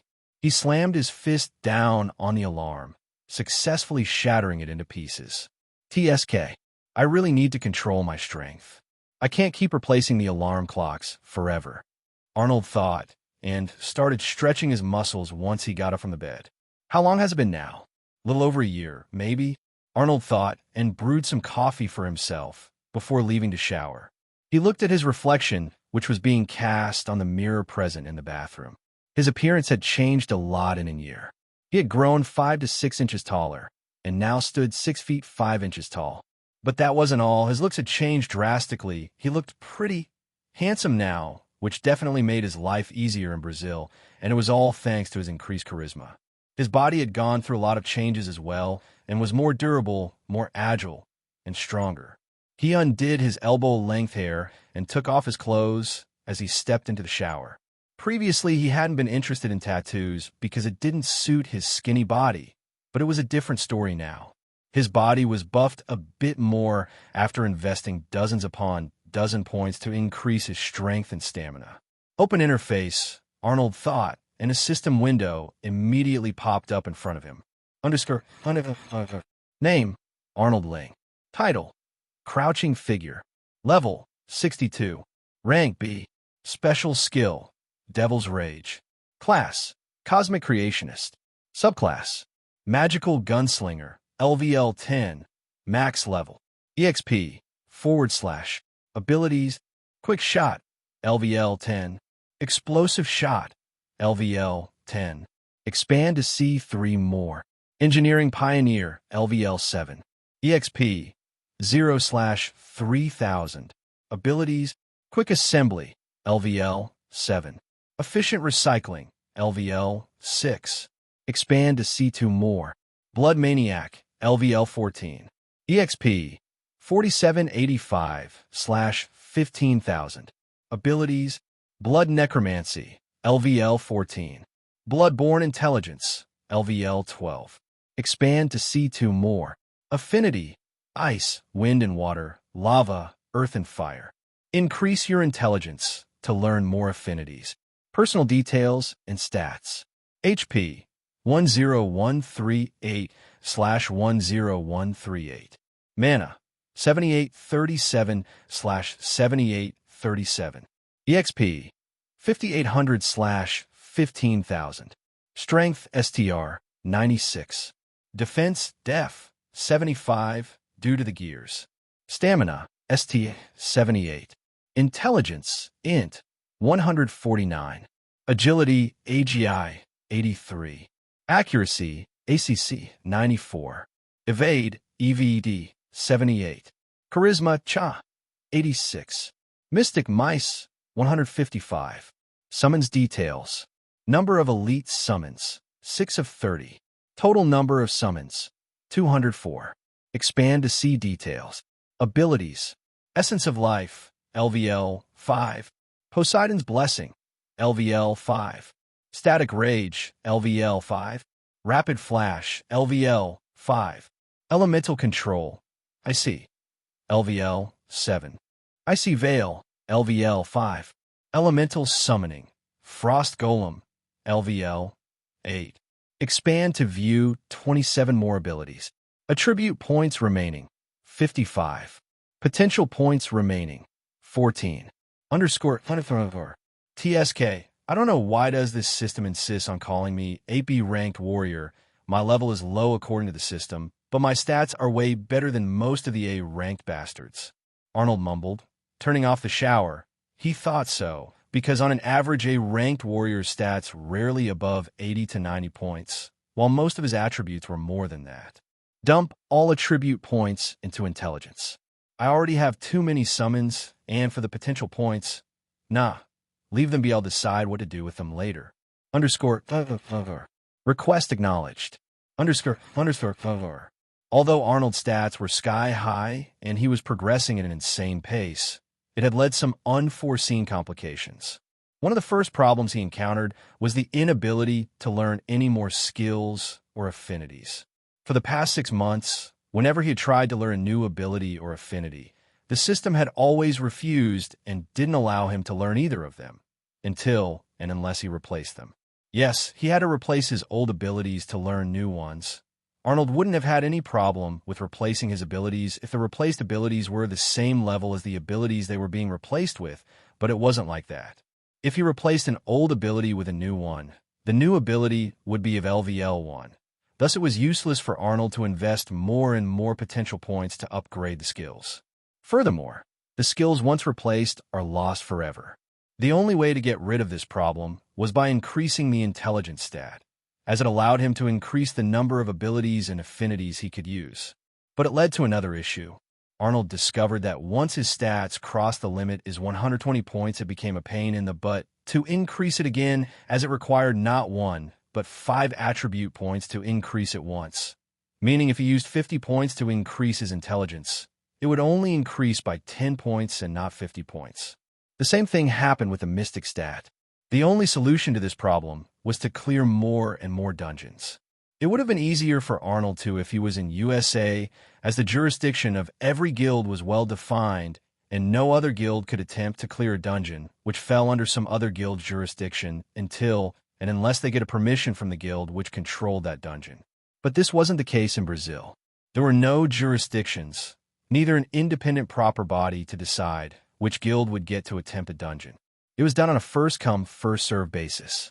Furthermore, the guild had to pay to the government to be able to use the dungeon, which, of course, led to corruption, as few guilds would pay the government officials beforehand and thus would gain monopoly over a certain region for a certain time. Arnold was still thinking about his abilities and skills when his communicator started ringing.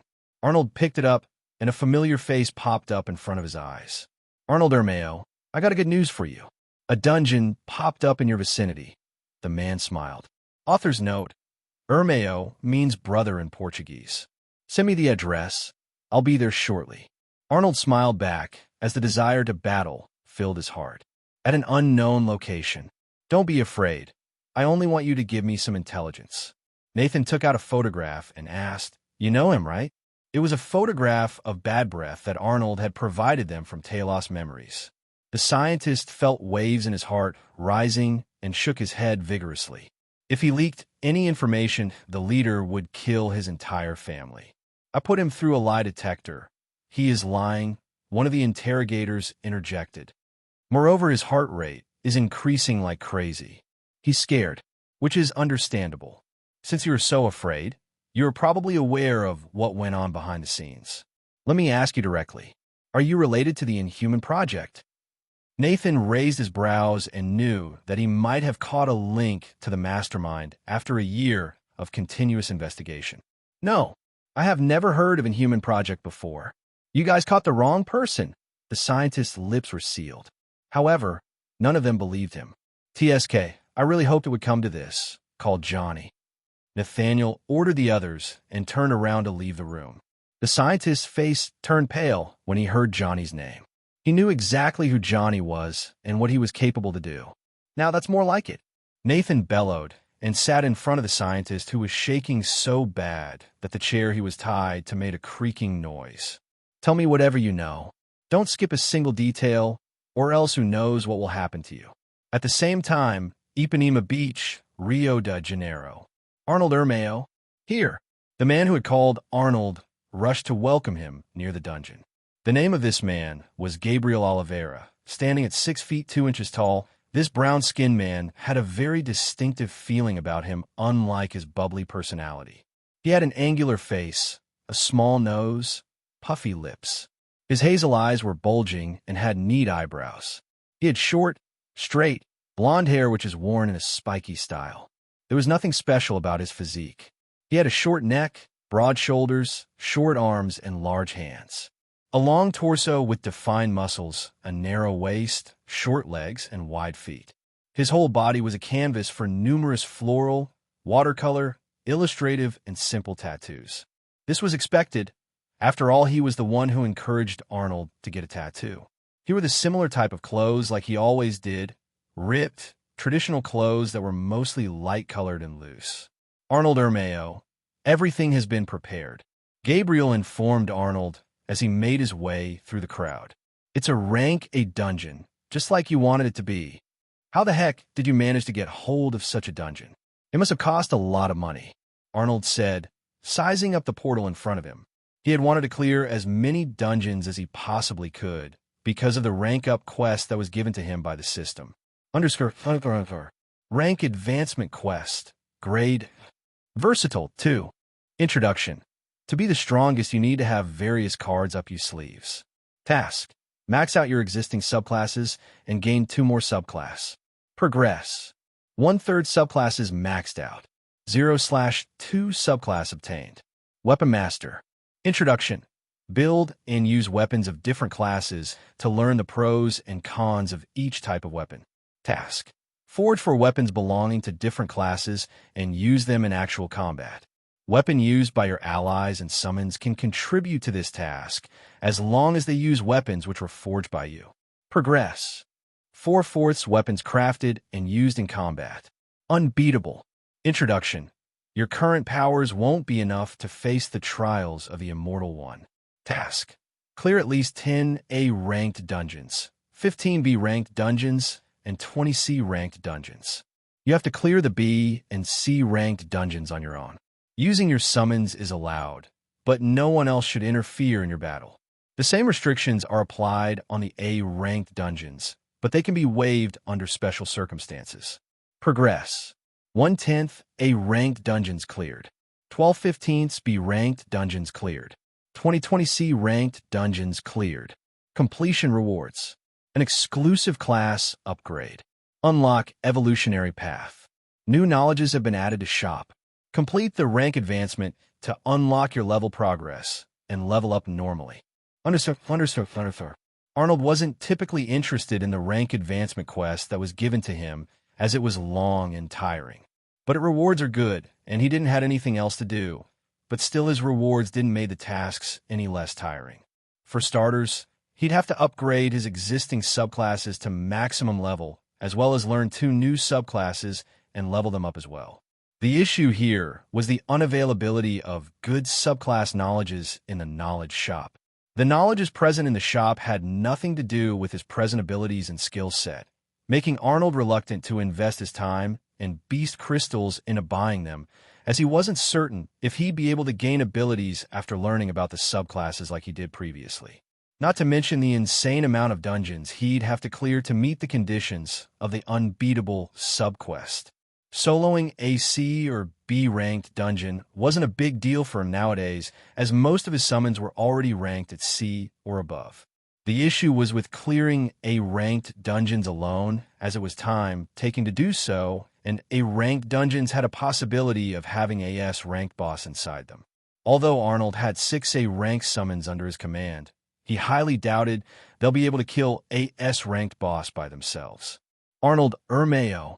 Gabriel pointed at something behind Arnold, who turned around to see that the most annoying person he had met in Rio was making her way towards him. Cameras immediately started flashing once she made an appearance. After all, she was one of the most popular actresses of Brazil, as well as his teacher stepsister. Arnold, Mayo Amor, where have you been? I was so worried about you, Christina said while seductively looking at Arnold. Even Nico Ermeo didn't knew you'd whereabouts. Author's note. Meu amor means my love in Portuguese. What are you doing here, Christina? I thought you were busy shooting a movie or something. Arnold had saved her life once, along with her stepbrother, Nicholas Fernandez, and it was the biggest mistake he ever made because ever since then, she had been trying to get into his pants and wouldn't take no for an answer no matter how many times Arnold declined her advances. Arnold even went to Nicholas to sort out this mess, but to his dismay, even Nicholas wanted them to get together. The only way to get rid of the problem was to ghost them, and only Gabriel was allowed to contact him. Gabriel, did you dash? Arnold was interrupted by a government official. Do you plan to enter the dungeon, or should I send in someone else? Yeah, I'm going in. Arnold stepped forward. The official had a malicious smile on his face as he continued. I'm sorry, but according to the rating of the dungeon, a team of at least 5 rank of warriors is allowed to enter the dungeon. Unfortunately, I can't allow you to enter the dungeon and would have to revoke your authority over the dungeon. The official turned around to let the other guilds step into the dungeon, as they had paid him to gain the rights to the dungeon. But before the official could do anything, Arnold stopped him. You need just 5, right? He said. Yes, the official replied. That's feasible. Arnold smiled. You need just 5, right? Arnold said. Yes, the official replied. That's doable. Arnold smirked. Come forth. A second later, the government official was surrounded by 4 out of Arnold's 6 elite summons, Duke, Cerberus, Talos, and Bad Breath. Chills went down his spine when all of the summons simultaneously released their murderous aura. The government official was completely overwhelmed by them and could barely speak. I suppose this should be enough? Arnold smirked after seeing the official's reaction. I suppose it should be okay. The employee managed to spurt out what he wanted to say before his legs gave out, and he stumbled and fell in front of Arnold. And Gabriel, we'll have a talk when I return. Till then, guard the portal and make sure no one gets in. Arnold gave a sharp look to the men who were prepared to enter the dungeon instead of him. All of them were equipped with a weird, white-colored battle armor that looked like it was made of bones from various monsters. On each of their chests was an insignia of the guild they belonged to, White Wolves. The black-colored stars were visible one of their shoulders. This was the ranking system used by their guild. Under this system, having 2 stars meant the warrior was of rank C, 3 stars meant that the person was at rank B, 4 stars meant rank A, and 5 stars meant rank S. However, as far as Arnold knew, not a single member of their guild was of rank S, so all Arnold could see was warriors having 3 or 4 stars. Even though they didn't have a single S-ranked warrior in their guild, they were still one of the most successful guild of Brazil. Why, you ask? Because this guild was a private guild which was owned by the son of the current president of Brazil. Nepotism and corruption always go hand in hand. Arnold sighed heavily as he entered the purple-colored portal superscript 1. To everyone's surprise, the moment Arnold walked into the dungeon, 7 warriors of the White Wolves Guild simultaneous jumped in as well, while the rest of them blocked the path of everyone else, hence blocking Gabriel and Christina from entering the portal as well. All of this happened while national news channels were covering this incident, but both Gabriel and Christina doubted that any action would be taken against the White Wolves, as the president had most of the media outlets as well as the security agencies in his pockets. I'm calling brother. This time these idiots went too far. Christina was fuming. Gabriel was trying his best to calm her down, but even he was slightly worried about Arnold. Please be okay, Arnold Ermeo. He mumbled. Now, this is something new. Arnold blew a whistle as he entered the dungeon, but unlike what he was expecting, the interior of this dungeon was like a dense rainforest. The forest was tremendously huge, murky, and budding. Its canopy was monopolized by cypress, fir, and dogwood trees, and rays of light bursting through their crowns allowed for a motley of plants to spread in the fertile soils below. Thick branches hung from many trees, and a hodgepodge of flowers, which were scattered sporadically, looked almost out of place in the otherwise dark green landscape. A clamor of beastly sounds, most of which were foraging beasts, filled the air and overpowered the occasional sounds of birds of prey gliding in the air. It was like an ecosystem of monsters and beasts. Arnold had never seen such a beautiful yet dangerous place in his life. "Is this a transdimensional portal?" Arnold mumbled. Unlike the other dungeons he had been to, this type of dungeon was called a transdimensional dungeon. These type of dungeons were extremely rare, but had been discovered before in various countries. Essentially, these portals acted as a gateway between two different realms. The only problem with these dungeons was that, unlike the other dungeons, which had a single entrance and exit, this dungeon had different entry and exit portals, and in order to activate the exit portal, one had to defeat all the monsters present inside the dungeon, including the boss-level monster. There was another issue with this type of dungeon. Since this dungeon wasn't in the human world, none of the human technology would function inside these dungeons, meaning his communicator and surveillance devices were useless. But clearing a transdimensional dungeon was highly rewarding, as most of these dungeons had enchanted gears hidden inside them. And even though Arnold couldn't use these weapons due to his Cosmic Creationist class, he could always give them to his summons to indirectly increase his combat power. Is it possible that those white bast asterisk RDS already knew that this dungeon was a transdimensional dungeon? Arnold thought as he carefully looked around the forest he was in. As far as I know, there's no way they could have known it. Arnold was still thinking about what he should do next when a couple of mammoth-like beasts surrounded him and prepared to attack him at any moment. Behemoths, superscript 2? Let's see if they're strong enough to be resurrected later on. Arnold smiled as he called upon his newest summon, Asterios superscript 3, a brown-skinned minotaur whose strength even exceeded the strength of Duke when he was in his Reaper form. Right now, Asterios was his strongest summon in terms of strength, but he wasn't very sharp. One could call him P-Brain.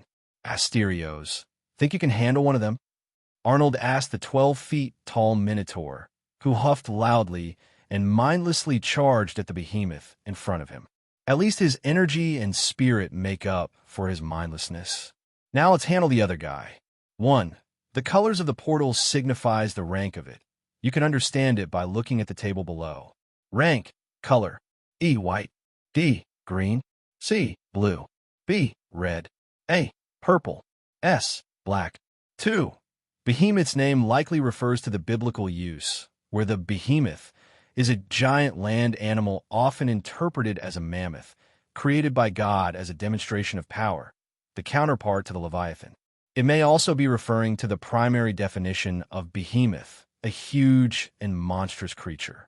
The word itself derives from behemah, the Hebrew word for beast. 3.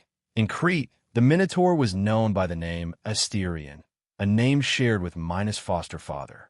So I changed the name a bit, from Asterion to Asterios. Oh look, it's angry.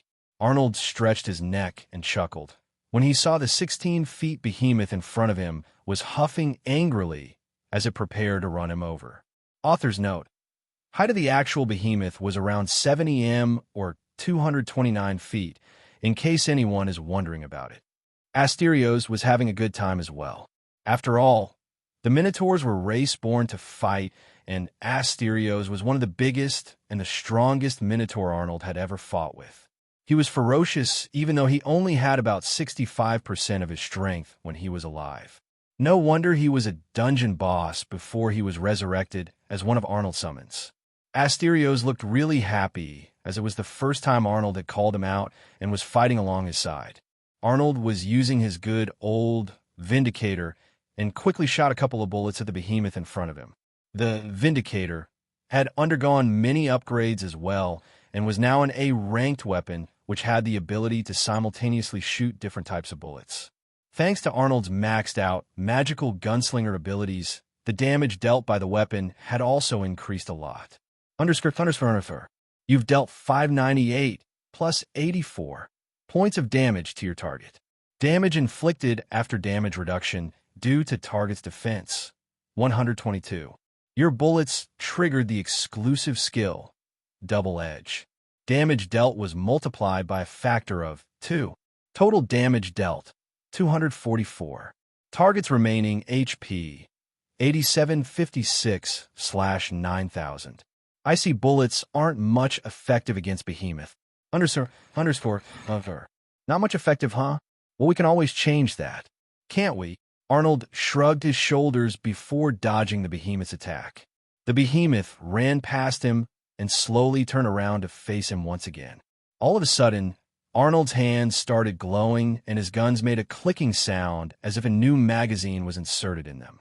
I know you have a tough skin, but let's see if you can tolerate this, Arnold yelled as he prepared for the recoil that was about to hit him. Arnold's shot pierced the odd noise of the forest as fiery bullets were shot from his gun successfully managed to hit their mark. Underscore. You've dealt 778 plus 84 points of damage to your target. Damage inflicted after damage reduction due to target's defense, 212. Your bullets triggered the exclusive skill, Double Edge. Damage dealt was multiplied by a factor of 2. Your bullets triggered the exclusive skill, Lucky Shot. True damage of 300 HP has been dealt to the target. The target is burnt and would suffer additional damage of 1.5% of its max HP for 3 seconds. Total damage dealt, 1129. Target's remaining HP, 7627/9000. Underscore. Although his shot managed to trigger so many exclusive skills, the damage was much less than what Arnold had expected. It's got a high defense stat, its skin is thicker than Asterio's skull, and it's huge. Do these qualities make the Behemoth special enough to be resurrected as an elite summon? Arnold thought as he kept firing more of his fiery bullets at the Behemoth. At most, Arnold could use this bullets for 4 to 5 times before his guns got overloaded. But he already had a solution to end this fight in the next 3 to 4 shots. Before he fired his next shot, Arnold activated his Berserker's Rage ability and his attributes, as well as the damage-causing skills got a temporary buff off 150%. Let's dance, shall we? Arnold smiled and emptied his gun on the Behemoth. After fighting and slaying a couple of more Behemoths, Arnold was sweating heavily. Even his hair was damp from his sweat. He held his knees and panted, glad that the battle finally came to an end. Their skin is way thicker than I thought. I'm exhausted. He kicked the body of the Behemoth that he and his summons had slain before storing it in his void. 5 Behemoths. That should give me more than enough material to forge new armors for everyone. Arnold wiped the sweat on his forehead before telling Cerberus to use his blood rune and obtain the Behemoth's form as a transformation. Arnold was actually enjoying all the monster hunting in this new place, but it was taking a lot more time than he could afford. He still had to look for all the monsters in this area and hope that he finds the boss soon. He was playing with his guns when an idea hit him. Of course. Why didn't I do it earlier? He exclaimed loudly. Even his summons got startled a bit by his sudden scream. The forest is full of organic things after all. He tightened his grip on his gloves and ordered his summons to stay behind him as he prepared to unleash the arcane flames to burn down the entire forest. Once the forest was on fire, the monsters would only have 2 choices: either run out of the forest and into the ambush prepared by him, or stay inside the forest and burn to a crisp. After successfully igniting the fire, he instructed his non-organic summons, like frost golems, automatons, and lava hounds, to help in spreading the fire throughout the forest while the others prepared to engage the monsters that would soon be rushing towards them. This is going to be a lot of fun. He smiled as the sea of flames spread through the forest and consumed everything in its path. Arnold then used his elemental control, earth ability, to raise many platforms and stationed his summons on them while he waited for the chaos to begin. Soon there was some movement on in front of him. He was expecting a SH** load of monsters to be running at them. But instead of monsters, half a dozen men walked out of the forest. They were all adorned in a white armor. They seemed to be dragging something behind them. It was one of Arnold's automaton that had been shattered into pieces. Only its main body was intact. You thought you could simply steal our dungeon and walk out of here like nothing happened? Really? One of the men laughed and threw the destroyed automaton at Arnold's feet. What are you laughing at, jerk? Nothing. I was just imagining how your sad faces would look like once I'm done with you lot. Arnold smirked and jumped down from the platform he was standing on. Do you even know how much time and resources it takes to build one of these? Arnold mindlessly asked the people who were in front of him after sending the broken automaton back into the void. Actually, Arnold didn't really care about the broken automaton much. With his current abilities, the cost of constructing an automaton wasn't very high. He just wanted to buy some time for what he was planning to do. Don't worry about that. You'll be joining your robots soon enough. The guy who had thrown the broken automaton at Arnold responded and stretched his neck. No wonder you're able to clear dungeons in your own. How many of those suckers can you control? Not that many, to be honest. Arnold shrugged his shoulders. I thought I made it clear that this dungeon was mine to use, didn't I? So what, my guy? Listen, we're not here to instigate an unnecessary rivalry between your master and our guild. So how about you step aside and let us handle this dungeon? Author's note. By master, he's referring to Nicholas. You think you can handle this dungeon by yourself? What are you? An A-ranked warrior with a few others. Arnold waved his hands around. Tell you what, I'll step aside and let you do whatever you like with this dungeon if you answer one of my questions. Since we're trying to avoid any bloodshed, I think it'll be all right. The man replied and took his helmet off to face Arnold. If that's the case, then I won't take much of your time. Did you guys already know that this was a trans-dimensional dungeon? What do you think? The guy smirked. I think I've answered your question. Now get lost. TSK.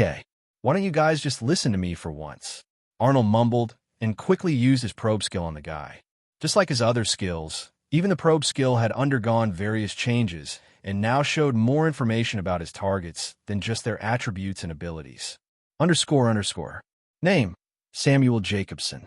Age, 44. Level, 82. Rank, A. Role, Brawler. Affinity, / abilities. Ultra tough skin. Bone manipulation. Enhanced sight. HP, 6000 / 6000.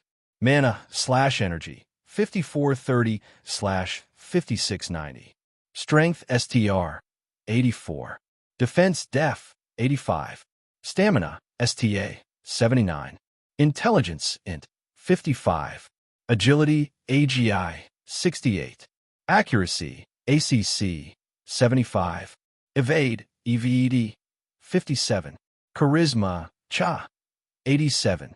Threat level low. Personality rogue, unfaithful, motivated, and malicious.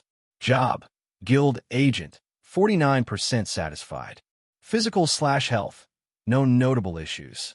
Afraid of death, pain, and getting lost.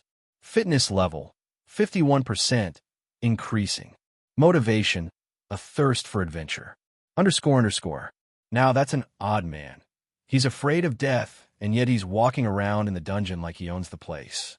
Arnold thought, if he's afraid of death, then let's get rid of it. I told you to get out of the way. Samuel shouted and threw something that looked like a bone spear at Arnold, who didn't move an inch from where he was standing and effortlessly grabbed the spear. I guess this is your so-called bone manipulation ability? Arnold smiled as the spear disintegrated in his hands. This was the drawback of his Cosmic Creationist class. Any and every type of weapon that he touched would be turned into dust. This was to ensure that he wouldn't be able to use a weapon until and unless it was either made by him or bought from the system shop. Although in first glance it may seem like this drawback was a pain in the butt, but actually this was a hidden bonus for Arnold, because this way all he had to do was to touch the weapons of his enemies and their combat efficiency was drastically reduced. He had often used this strategy to slay numerous monsters inside the dungeons. The only ones who were immune to this effect were brawler and tank-type monsters and human, as they utilized their physical abilities to fight an enemy. The expression on Samuel's face changed in an instant when the spear made of his bones got turned into dust right in front of his eyes. His teammates probably had a similar reaction. No couldn't be sure of it, as they were still wearing their helmets. HM, the spear was made up from your bones, right? I wonder what will happen when I touch you. Arnold said, as he brushed the bone dust off himself. Thanks for the chit-chat. I was starting to get bored by all the hunting, and so were they. Friend? You think your summons could actually dash? One of the other warriors started speaking, but he froze when suddenly the ground started vibrating. All of his teammates simultaneously turned around and saw the swarm of monsters that were racing towards them. Arnold's plan had worked. Each and every monster residing in the forest was headed towards him and his summons. Arnold was pretty confident that his army of summons could easily handle these many monsters, but it wasn't the case for the ones who had invaded this dungeon after him. There was no doubt that the 6 of them were strong enough to handle the dungeon on their own, but they could only do that if they had lots of time and the monsters were scattered all over the dungeon. But due to Arnold's plan, it wasn't possible anymore. As much as they hated it, they didn't have any other choice than to beg for Arnold's help. Please, help us. We won't be able to survive if you don't. Samuel threw himself on his knees and begged for Arnold's help. Samuel looked into Arnold's emotionless eyes, hoping that he'd help them, but instead Arnold turned his back on them and used his earth elemental abilities to make another platform which was only big enough for one man to occupy. But Samuel wasn't ready to die in a dungeon and grabbed the edge of the platform as it slowly rose up into the air. Samuel's teammates also tried doing the same, but were unsuccessful. Captain, help me! One of them shrieked and grabbed Samuel's left leg, which almost made him lose his grip on the platform. Let go of me, you fool. You'll make me fall as well. Samuel shouted back in a panic and started kicking the face of the person hanging on to his leg. The man couldn't take it anymore, lost his grip, and fell down to be stomped to death by the monsters, just like his teammates. I survived. Samuel was smiling glad that he was alive, even after seeing all of his teammates die in such a terrible manner. He finally looked up, and his gaze met Arnold's, who was looking at him with the same emotionless eyes. Please help me get up. To his surprise, Arnold actually offered him a hand and started pulling him up, but stopped all of a sudden. What are you doing? Samuel stuttered. Why did you stop? I didn't stop your dang arm, just fell off. Arnold replied. What do you mean? Samuel looked at the hand that Arnold had grabbed. It disintegrated just like the spear. He was so intoxicated with adrenaline that he hadn't even noticed that his arm was missing. Don't resent me. It's your fault. Arnold smiled and watched Samuel getting crushed by the monsters, just like his teammates. What are you all slacking off for? Start killing those disgusting monsters already. With that, another battle began between Arnold's summons and the monsters of the forest. Inside the dungeon, after a few hours, the forest, in its entirety, had been burned down to the ground by Arnold and his summons. Most of the monsters living there were either killed by the ferocious flames or his summons, but still he couldn't find a monster that could be graded as boss of the dungeon. Arnold had scattered his summons throughout the dungeon once again to look for the remaining monsters that they might have missed, although Arnold hated to admit it, but they were roaming around the dungeon aimlessly. It was his first time in such a dungeon, and even though he had read a lot about these dungeons, he wasn't certain that there was a way to find the exit portal without killing the boss first. He knew that human technology wouldn't work inside the dungeon, but since his automatons were functioning like usual, so he thought that maybe they could still use their connection with the outside world and find more about this dungeon. His automatons tried again and again, but it was useless. There has to be some way to get out of here. Arnold was getting desperate to clear this dungeon. He opened his missions tab to check whether the task about clearing dungeons was completed or not. Unbeatable. Introduction. Your current powers won't be enough to face the trials of the Immortal One. Task. Clear at least 10 A-ranked dungeons, 15 B-ranked dungeons, and 20 C-ranked dungeons. You have to clear the B and C-ranked dungeons on your own. Using your summons is allowed, but no one else should interfere in your battle. The same restrictions are applied on the A-ranked dungeons, but they can be waived under special circumstances. Progress. 1/10 A-ranked dungeons cleared. 12/15 be ranked dungeons cleared. 2020C ranked dungeons cleared. Underscore over. The counter hasn't gone up. It's still showing only one rank. A dungeon has been cleared by me. That means there's at least one monster inside this dungeon. But where is it hiding? Arnold kept moving in hopes of finding and killing the monster, so he could finally return to his world. I don't even know anything about the time limit to clear the dungeon. It's already getting dark here. Yo, System Sama, think you could give me some help? He said it out loud, even though he knew that the system would respond to him if he just thought about it. Maybe he did it to cope with the loneliness he had been feeling ever since he came to Brazil, but it made him feel a little closer to the system. He knew it was weird, and at times he thought that he was going mad talking to himself like that. But he knew that the system was real, as not only it had helped him whenever he needed it, but it had also saved his life a couple of times now, like when he was fighting with bad breath.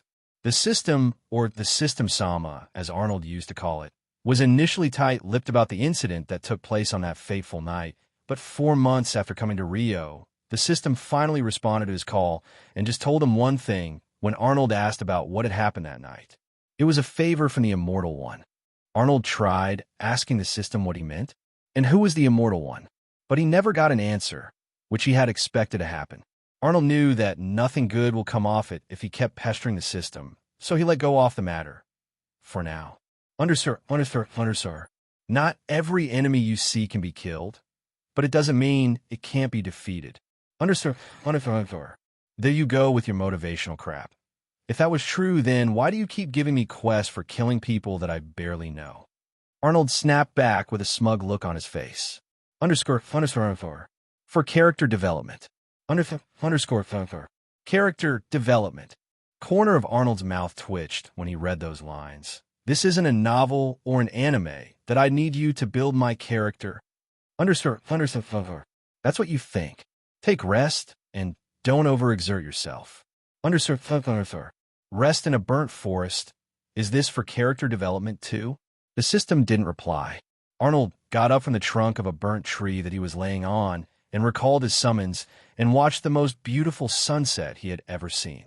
When I admire the wonders of sunset or the beauty of the moon, as my soul expands in the worship of the Creator. Arnold mumbled the phrase his teacher, Nicholas, once told him while they were training to increase Arnold's resistance to psychic attacks.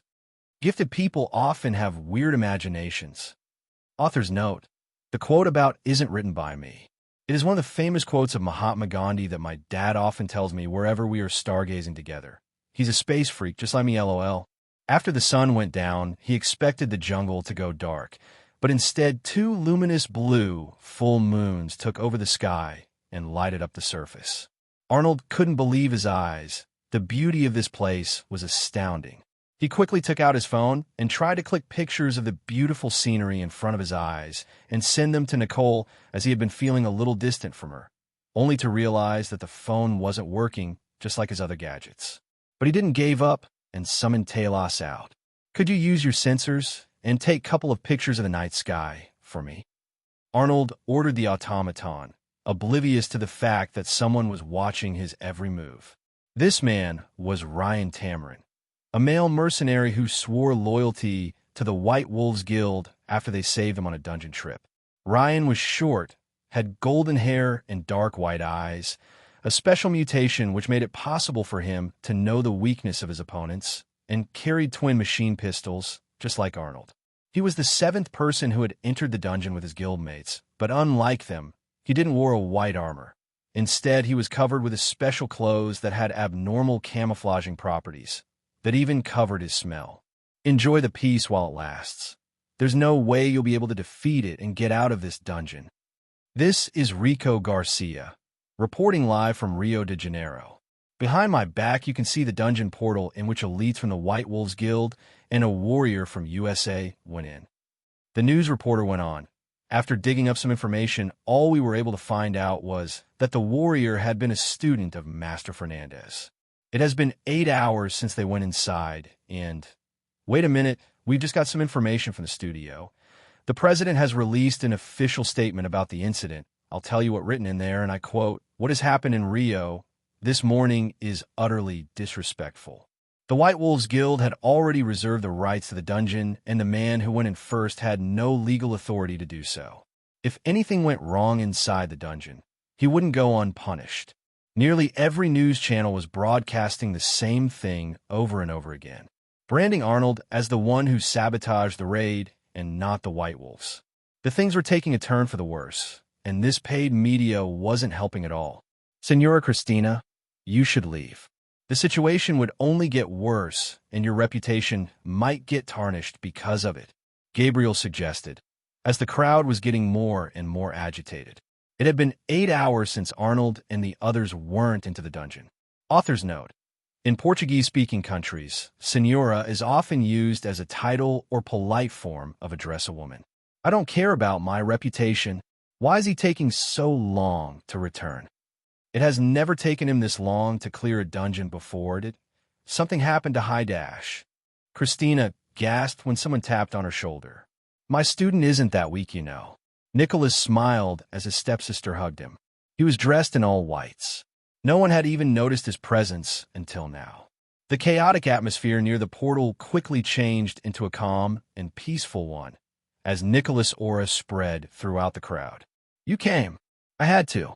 I wouldn't let anyone frame my student or family, no matter who it is, Nicholas said, finally breaking off the hug.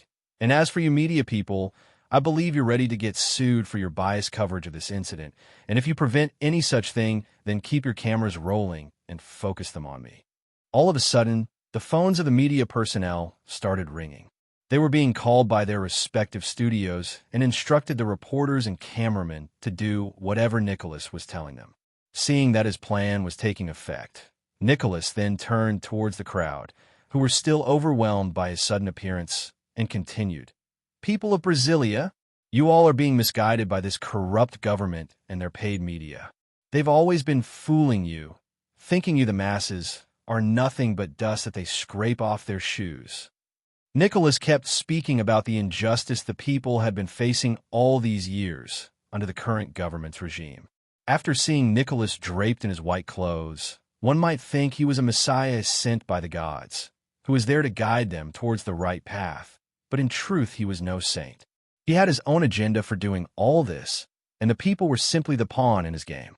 Nicholas had grown tired from his superhero role and wanted to do something new. Then one day, while watching a video of the current president of Brazil, he came up with the idea of overthrowing the government and rule over Brazil himself, because he thought ruling over a country would be interesting. He had been biding his time for the right opportunity to move his plans into action, but he knew that trying to sway the minds of the masses wouldn't be an easy task, and hence he decided to use his secret ability to provoke the crowd. He had named this ability of his as Insight because of what it did. When he used this ability, he could essentially look into someone's mind and force their best or worst memories to resurface again to manipulate their feelings according to his will.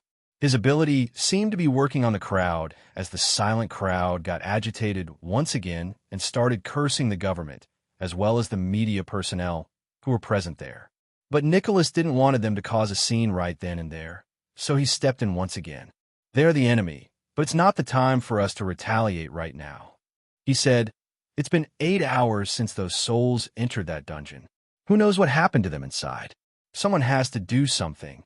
And even if our government doesn't care about them, I do. I will put my life on the line to rescue them. Just put your faith in me, people, and I'll never disappoint you. Nicholas bellowed as the people pushed away the members of the White Wolves Guild and cleared a path for him to enter the dungeon. He acknowledged everyone's presence with a nod and kept walking towards the portal which led to the dungeon. But right before he was about to step into the portal, it disappeared. Everyone got confused. Just what the hell was going in there? People started murmuring and whispering among themselves, when suddenly someone shouted and pointed towards the other side of the road.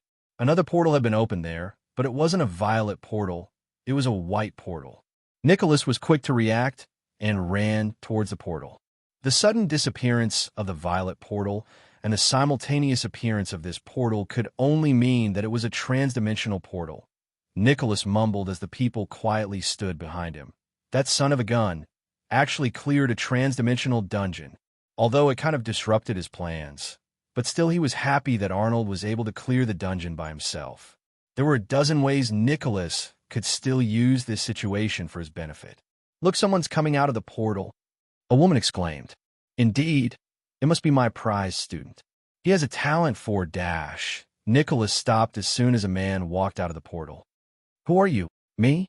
I'm Ryan Tamarin, and if you were waiting for someone else, then I'm sorry to inform you that he's no more," Ryan said with a smug look on his face as the portal closed behind him.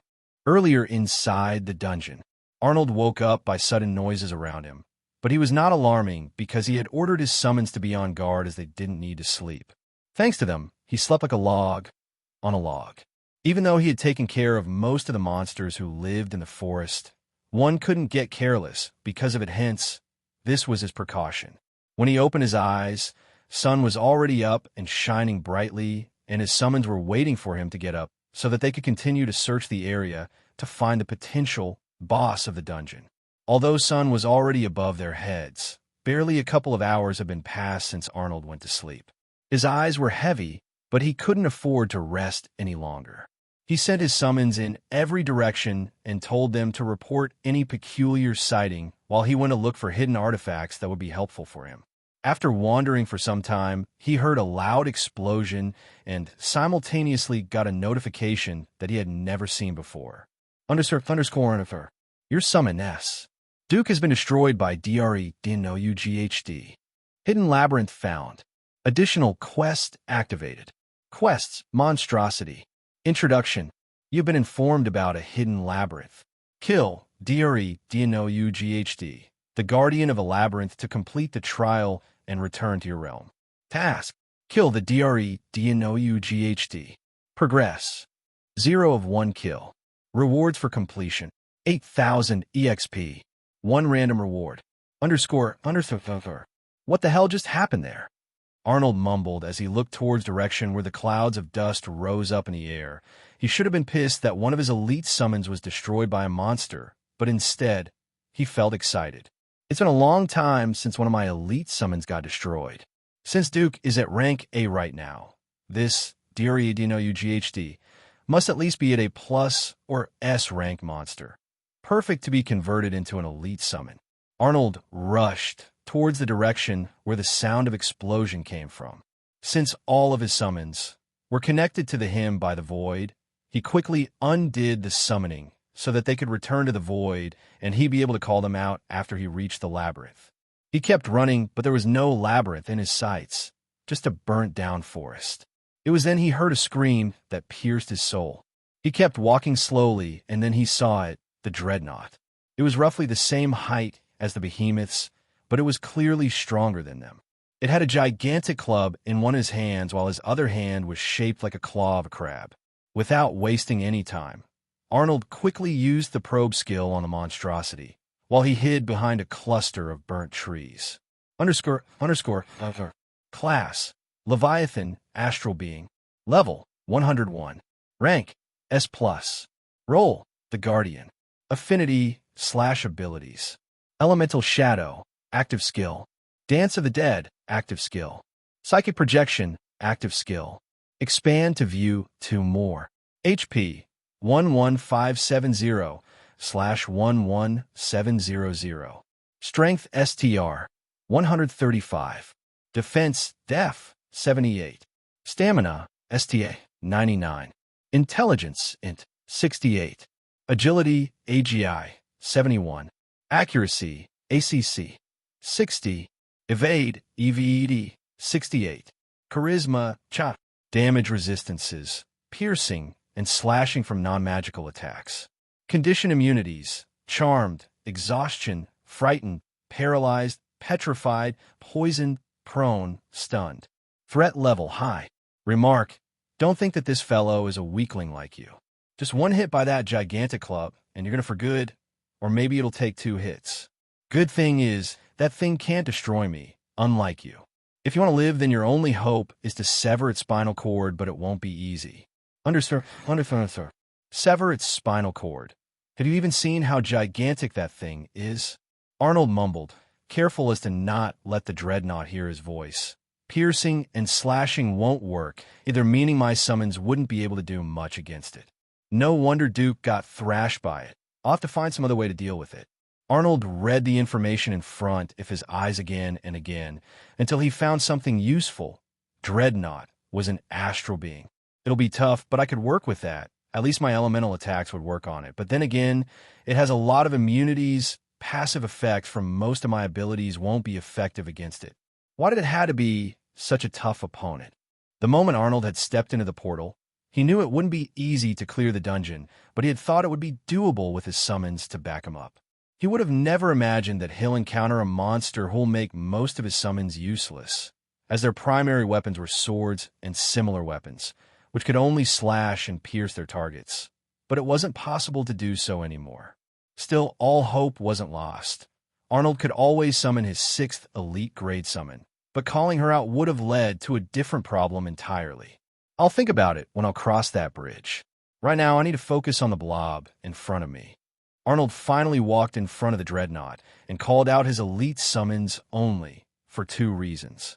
Firstly, since Duke was destroyed by the dreadnought, Arnold doubted that his usual summons would last even for a second in front of it. And secondly, he still needed some cannon fodder so that he would be able to focus on killing the dreadnought. Talos, Cerberus, Bad Breath, and Asterios walked out of the pitch-black void and stood in front of Arnold. Duke couldn't be summoned at the moment due to the cooldown of 2 hours. Talos and Cerberus, who had the transformation ability, immediately changed into the forms that they were familiar with. Talos turned into Jake, while Cerberus turned into his Black Centaur form, who was an astral being itself. While all of this was happening, the dreadnought calmly stood there, as if wasn't even bothered by Arnold and the others. See that thing over there? Arnold pointed at the dreadnought. None of us stand a chance against it, at least not the way we are right now, but we can always change that, can't we? The others quietly listened to his words. I haven't used this ability of mine for quite some time because I never felt a need to, but this time we won't be able to pull this off without it. Arnold placed his hands in Talos' shoulders. I really hope this skill hasn't gone rusty. Enhancement.